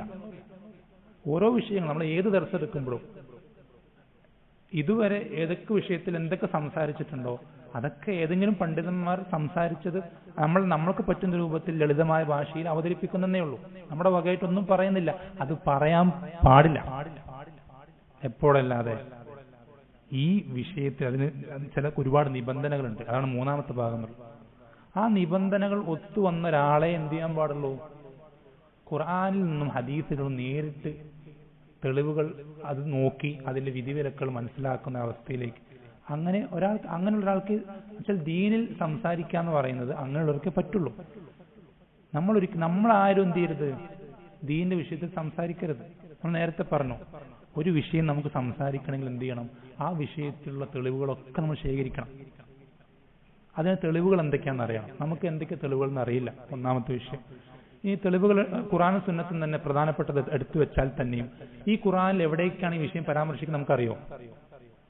ഏതെങ്കിലും വിഷയം നമ്മളത് പറഞ്ഞാൽ ഖുർആനിൽ ഏതൊക്കെ ഭാഗങ്ങളാണ് ഈ വിഷയം പരാമർശിക്കുന്നത് നമുക്കറിയില്ല. അത് അറിയണം. എന്നിട്ട് അത് എന്ത് ചെയ്യണം? അത് ഒരുമിച്ച് കൊണ്ടുവരണം. അതുപോലെ തന്നെ ഹദീസ് ഗ്രന്ഥങ്ങൾ എത്ര ഉണ്ടെന്ന് അറിയാം. നിങ്ങൾക്ക് എത്ര വോള്യങ്ങൾ ഉണ്ടെന്ന് അറിയാം. ഈ ഗ്രന്ഥങ്ങളെന്നൊക്കെ ഈ വിഷയവുമായി ബന്ധപ്പെട്ട കാര്യങ്ങൾ ഒരുമിച്ച് ചേർക്കണം. ചില്ലറ പണിയൊന്നുമല്ല. ഇതെല്ലാം ഒരുമിച്ച് ചേർന്ന് അതൊന്നിനും എതിരാകാത്തൊരു ആശയത്തിലേക്ക് വിധിയിലേക്ക് എത്തുക എന്ന് പറഞ്ഞാൽ അത്രയും അറിവുള്ളവർക്ക് മാത്രം പറ്റുന്ന കാര്യമാണ്. അങ്ങനെയുള്ളവർ ദീനിന്റെ വിഷയം സംസാരിച്ചാൽ നമ്മളത് എന്ത് ചെയ്യും? നിങ്ങൾക്ക് പറഞ്ഞുതരും. ഇന്ന പണ്ഡിതൻ ഷെയ്ഖുൽ ഇസ്ലാം ഇങ്ങനെ പറഞ്ഞിട്ടുണ്ട്, മുഹമ്മദ് അബ്ദുൽ വഹാബ് റഹിമുള്ള അങ്ങനെ പറഞ്ഞിട്ടുണ്ട്, ഇബ്നു ബാസ് റഹിമുള്ള അങ്ങനെ പറഞ്ഞിട്ടുണ്ട്, ഇബ്നു ഉസൈമീൻ റഹിമുള്ള ഇങ്ങനെ നമുക്ക് അങ്ങനെ അവരിന്ന് പറഞ്ഞു തന്ന് ഇങ്ങനെ നിങ്ങൾക്ക് അവര് പറഞ്ഞ് നിങ്ങൾക്ക് എത്തിച്ചു തരിക എന്നുള്ളതല്ലാതെ ആ ഒരു അവസ്ഥയിലേക്ക് എത്താതെ ദീനിന്റെ വിഷയത്തിൽ സ്വയം ഒരു കാര്യം പറയാൻ പാടില്ല. മിണ്ടാതിരിക്കണം. ഒരു കാര്യം അറിയില്ലെങ്കിൽ ചോദിക്കാറിയുന്നവർ അങ്ങനെ ചോദിച്ച് അറിവിന്റെ അടിസ്ഥാനത്തിൽ മാത്രം നമ്മൾ വെറുതെ ശക്കിന്റെ രൂപത്തിൽ ആയിരിക്കോ ശരിയായിരിക്കോ അല്ലയോ എന്നുള്ള ശക്കിൽ നമ്മൾ നമ്മുടെ ദീനിനെ കൊണ്ടുവരുത്. ആഖിറത്തിലെ ശക്കിലേക്ക് എത്തിക്കും. നമ്മൾ നരകത്തിലാണോ സ്വർഗത്തിലാണോ നമുക്ക് ശക്കുള്ള രൂപത്തിൽ നമ്മൾ ദുനിയാവ് ജീവിക്കരുത്. ഉറപ്പിലായിരിക്കണം. അതുകൊണ്ട് തന്നെ നമ്മൾ എന്ത് ചെയ്യണം? അറിവിന്റെ അടിസ്ഥാനത്തിലേ നമ്മൾ പ്രവർത്തിക്കാവൂ, വിശ്വസിക്കാവൂ, നിലപാടുകൾ സ്വീകരിക്കാവൂ. നമ്മുടെ വീട്ടിൽ നമ്മൾ സ്വീകരിച്ചു വരുന്ന ഉപ്പമാരുടെ വിശ്വാസങ്ങളൊക്കെയാണ് നമ്മൾ വിശ്വാസങ്ങളെ പഠിച്ചിട്ടുണ്ടാവുക. നമ്മുടെ വീട്ടിൽ അല്ലെങ്കിൽ നാട്ടുകാർ നിസ്കരിക്കുന്ന പോലെ നമ്മൾ നിസ്കരിക്കുന്നുണ്ടാവുക. ഇതൊക്കെ ശരിയായിക്കൊള്ളുന്ന യാതൊരു നിർബന്ധമില്ല. നമ്മൾ അറിയണം, നമ്മൾ പഠിക്കണം, ചോദിച്ച് മനസ്സിലാക്കണം. ഇതൊക്കെ ശരി തന്നെയാണോ, ദീനിൽ ഇങ്ങനെ തന്നെയാണോ എന്ന് ഉറപ്പുവരുത്തിയിട്ട് നമ്മൾ ഓരോ കാര്യങ്ങളും വിശ്വാസങ്ങളും പ്രവർത്തനങ്ങളും അങ്ങനെ ഉറപ്പുവരുത്താൻ നമ്മൾ തയ്യാറായിട്ടില്ലെങ്കിൽ നഷ്ടം നമുക്ക് മാത്രമാണ്. ഓരോ നമ്മൾക്ക് ഞാൻ ഇങ്ങനെ മരണപ്പെട്ട് ഈ രൂപത്തിൽ മരണപ്പെട്ട് കഴിഞ്ഞാൽ ഇൻഷാ അല്ലാഹ് റബ്ബ് സുബ്ഹാനഹു തിന്മകൾ പുറത്തു തരികയാണെങ്കിൽ എനിക്ക് സ്വർഗത്ത് പോകാൻ പറ്റും എന്നുള്ള ഉറപ്പിന്മേലായിരിക്കണം എന്ത് ചെയ്യേണ്ടത് നമ്മുടെ ജീവിതം മുന്നോട്ട് പോകണം. ആ ഉറപ്പ് വേണമെങ്കിൽ അറിവ് കൂടിയേ തീരും. അപ്പൊ ഈ രൂപത്തിൽ ഞാൻ പറഞ്ഞു വന്നത്, ഈ രൂപത്തിൽ അറിവില്ലാത്തവർ എന്ത് ചെയ്യാതിരിക്കുക, അവർക്ക് മാത്രമേ ദീനിന്റെ വിഷയങ്ങൾ സംസാരിക്കാൻ പാടുള്ളൂ. അതല്ലാത്തൊരു ഉണ്ടാതിരിക്കുക എന്നുള്ളതാണ് ദീനിൽ പഠിപ്പിച്ചു തന്നിട്ടുള്ളത്. ഇത് വളരെ ചുരുക്കത്തിൽ പറഞ്ഞതാണ്, ഒരുപാട് വലിയൊരു വിഷയമാണ്. ഇത് പറയുന്നതിന്റെ ചുരുക്കം ഇത്രയേ ഉള്ളൂ. ഇത് വളരെ എളുപ്പമുള്ളൊരു വിഷയമാണ്. ദീനിന്റെ വിഷയങ്ങൾ പൊതുവെ അങ്ങനെ തന്നെയാണ്. നമ്മൾ ദീൻ പഠിക്കാൻ പരമാവധി എന്ത് ചെയ്യുക, പരിശ്രമിക്കുക, സമയം കണ്ടെത്തുക. ഇത്തരം മജ്‌ലിസുകൾ പരമാവധി ഒഴിവാക്കാതെ നോക്കുക. നമ്മൾ പരമാവധി നേരത്തെ പറഞ്ഞതുപോലെ അറബി ഭാഷ നിങ്ങളൊന്ന് ആലോചിച്ച് നോക്കണം. റബ്ബ് സുബ്ഹാനഹു വ തആല നമ്മൾക്ക് ഇൽമിന്റെ വാതായനങ്ങൾ തുറന്നു തന്നിട്ടുണ്ട്. 24 മണിക്കൂറും ഇൽമ പഠിക്കാൻ ഉദ്ദേശിച്ചാൽ, ഒരാൾ ഉദ്ദേശിച്ചാൽ അവന് പറ്റുന്നൊരു കാലഘട്ടമാണ് 24 മണിക്കൂർ. അങ്ങനത്തെ ഒരു കാലഘട്ടമാണ്. ഏത് ദർസ് വേണമെങ്കിലും ഏത് പണ്ഡിതന്റെ വേണമെങ്കിലും ഇഷ്ടം പോലെ കിട്ടും. ഏത് തുടക്കക്കാർക്കുള്ളതും കുറച്ച് പഠിച്ചവർക്കുള്ളതും ഒരുപാട് പഠിച്ചവർക്കുള്ളതും ഏത് വിഷയത്തിലുള്ള ഗ്രന്ഥങ്ങൾ, അഖീദ ആയിക്കോട്ടെ, ഫിഖ് ആയിക്കോട്ടെ, ഇങ്ങനെയൊക്കെ റബ്ബ് സുബ്ഹാനഹു വ തആല നമ്മൾക്ക് എളുപ്പമാക്കി തന്നിട്ട് നാളെ റബ്ബിന്റെ അടുക്കൽ പോയി നിൽക്കുമ്പോൾ നീ ഈ അറിവുകൾ, ഈ ഉപകാരങ്ങൾ, ഈ ടെക്നോളജിയും ഇന്റർനെറ്റും സ്മാർട്ട് ഫോണും അതുകൊണ്ട് നീ എത്ര അറിവ് നേടിയും ചോദിക്കുമ്പോൾ എനിക്ക് അറബി അറിയില്ലായിരുന്നു റബ്ബേ എന്ന് പറഞ്ഞാൽ നമ്മൾ റബ്ബിന്റെ മുന്നിൽ ന്യായം പറയുന്നത് എത്രമാത്രം ലജ്ജാവഹമാണ്, നാണക്കേടാണ്. ശരിക്കും ശ്രദ്ധിക്കേണ്ടതുണ്ട്. നമുക്ക് മുന്നിൽ അറിവുകൾ കരസ്ഥമാക്കാൻ എന്തൊക്കെ തടസ്സങ്ങളുണ്ടോ ആ തടസ്സങ്ങൾ നമ്മൾ ചാടിക്കെടുക്കാം, മറികടക്കാം. അതിപ്പോ അറബി ഭാഷയാണെങ്കിൽ അറബി ഭാഷ മറികടക്കാം. നമ്മൾ എന്തൊക്കെ ഭാഷകൾ പഠിക്കാറുണ്ട് ജോലിക്കും ദുനിയാവിന്റെ പല ആവശ്യങ്ങൾക്കും വേണ്ടി. നമ്മുടെ മാതൃഭാഷ മാത്രം നമുക്കറിയാം അല്ല. പ്രത്യേകിച്ച് ഇംഗ്ലീഷ് ഭാഷ വളരെയധികം പഠിക്കാൻ പ്രയാസമുള്ളൊരു ഭാഷയാണ്. ആ ഭാഷയുടെ 10-1 പോലും പ്രയാസമില്ല അറബി ഭാഷ പഠിക്കാൻ. 10-1 പോലും ഇല്ല. അത്രയധികം എളുപ്പമുള്ള ഭാഷയാണ്. ആ ഭാഷ പഠിച്ചാൽ കിട്ടുന്ന ഗുണങ്ങളാണെങ്കിൽ ഒട്ടനവധിയാണ്. പറഞ്ഞ സമയമായിട്ടുണ്ട്. ഒട്ടനവധിയാണ്. അങ്ങനെ ആ അറബി ഭാഷ പഠിച്ചു കഴിഞ്ഞാൽ പിന്നെ നിങ്ങളുടെ നിസ്കാരം ഇപ്പോഴത്തെ നിസ്കാരം പോലെ ആവൂല. നിങ്ങളുടെ ഖുർആൻ പാരായണം ഇപ്പോഴത്തെ ഖുർആൻ പാരായണം പോലെ ആവൂല. രണ്ട് തരാം. അവരൊന്ന് ആന ആടും പോലെയാണ്. വലിയ വ്യത്യാസമുണ്ട്. അത് ഞാൻ വാക്കുകൾ കൊണ്ട് വർണ്ണിക്കാൻ പറ്റുന്നല്ല, നിങ്ങൾ അനുഭവിച്ച് തന്നെ മനസ്സിലാക്കണം. ഓരോ ദിക്റുകൾ പോലും അതൊക്കെ പല കാര്യങ്ങളും നമ്മൾ ചെയ്യും. അത് നമ്മളിൽ വളരെയധികം സ്വാധീനം ചെലുത്തും. അപ്പൊ നമ്മൾ വളരെയധികം ശ്രദ്ധിക്കുക. നമ്മൾ ചുരുക്കത്തിൽ ഇത്രയേ ഉള്ളൂ, നമ്മൾ പരമാവധി ദീന്റെ വിഷയങ്ങൾ പഠിക്കാൻ, അത് വളരെ ആഴത്തിൽ പഠിക്കാൻ പറ്റുമെങ്കിൽ വളരെ ആഴത്തിൽ തന്നെ പഠിക്കാൻ. എത്രത്തോളം നമുക്ക് ഇൽമുണ്ടോ അത്രത്തോളം നല്ലതാണ്. ഇമാം ഷാഫി റഹിമഹുല്ലാഹ് പറഞ്ഞ ദുനിയാവിലെ ആഖിറത്തിലും എല്ലാ ഖൈറിന്റെ അടിസ്ഥാനം ശറഈ ഇൽമാണ്. നെയ്യേറിയ അപ്പം കേടുവരില്ല എന്ന് പറയുന്നത് പോലെ ഇൽമു കൂടിയ ഒരു പ്രശ്നം വരില്ല. ശരിയായ ഇൽമാണെങ്കിൽ, ശരിയായ പണ്ഡിത ഉലമാക്കളുടെ അടുക്കൽ നിന്ന് പഠിക്കുന്നെങ്കിൽ അത് പഠിക്കുന്നതോറും ഖൈർ മാത്രമേ ഉള്ളൂ. എത്രത്തോളം നമുക്ക് ഇൽമുണ്ടോ അത്രത്തോളം നമ്മൾ സ്വർഗത്തിൽ വലിയ പദവികളിലായിരിക്കും. നമുക്ക് എത്രത്തോളം ഇൽമു കുറവാണോ അത്രത്തോളം നമുക്ക് സ്വർഗത്തിലെ ദർജകളും കുറവായിരിക്കും. അതുകൊണ്ട് എത്രത്തോളം നമുക്ക് ഇൽമുകൾ വർദ്ധിപ്പിക്കാൻ സാധിക്കുമോ അതിന്റെ ഓരോ വിഷയത്തിലും, ഈ ഓരോ വിഷയങ്ങളിലേക്കുള്ള വാതിലാണ് അറബി ഭാഷ. അതുകൊണ്ടാണ് അറബി ഭാഷയുടെ വിഷയം അത്രയധികം ഗൗരവത്തിൽ പറഞ്ഞതുകൊണ്ട്. ഈ ഒരു കടമ്പ കടന്നാൽ പിന്നെ നമുക്ക് ഒരു കടലാണ് അറിവിന്റെ. ഈ ഒരു കടല് നമ്മുടെ മുന്നിലുണ്ടായിട്ട് അത് നമുക്കതൊന്നും ഒരു തുള്ളി പോലും രുചിക്കാൻ പറ്റാത്തൊരു ഗതികേട് നമ്മുടെ ആലോചിച്ച് നോക്ക്. ആ ഒരു ഗതികേട് മാറണമെങ്കിൽ അറബി ഭാഷ പഠിച്ചേ മതിയോ, വേറൊരു നിവൃത്തിയില്ല. അറബി ഭാഷയിലെ ഗ്രന്ഥങ്ങൾ മലയാളത്തിലേക്ക് തർജ്ജമ ചെയ്യുന്നതിനും അതിന് സബ്സ്റ്റൈറ്റിൽ കൊടുക്കുന്നതിനൊക്കെ പരിമിതികളുണ്ട്. അതൊക്കെ എല്ലാ ക്ലാസ്സുകളൊന്നും അങ്ങനെ ചെയ്യാൻ കഴിയില്ല. വളരെ ശ്രദ്ധിക്കുക, വളരെ പരിശ്രമിക്കുക. അല്ലാഹു സുബ്ഹാനഹു വ തആല ചെയ്യട്ടെ ഓരോരുത്തരെയും നമ്മൾ കഴിവിന്റെ പരമാവധി, നമുക്ക് സാധിക്കുന്നതിന്റെ പരമാവധി നമുക്ക് അറിവുകൾ കരസ്ഥമാക്കാനും അങ്ങനെ റബ്ബ് സുബ്ഹാനഹു വ തആല തൃപ്തിപ്പെടുന്ന രൂപത്തിൽ സ്വർഗത്തിൽ ഏറ്റവും വലിയ പദവികൾ കരസ്ഥമാക്കുന്ന ആളുകളുടെ കൂട്ടത്തിൽ റബ്ബ് സുബ്ഹാനഹു നമ്മൾ ഓരോരുത്തരെയും ഉൾപ്പെടുത്തി അനുഗ്രഹിക്കുമാറാവട്ടെ. വസല്ലല്ലാഹു വസല്ലം അലാ നബീന മുഹമ്മദിൻ വൽഹംദുലില്ലാഹി റബ്ബിൽ ആലമീൻ. സുബ്ഹാനക അല്ലാഹുമ്മ വബിഹംദിക അഷ്ഹദു അൻ ലാ ഇലാഹ ഇല്ലാ അൻത അസ്തഗ്ഫിറുക വഅതൂബു ഇലൈക്.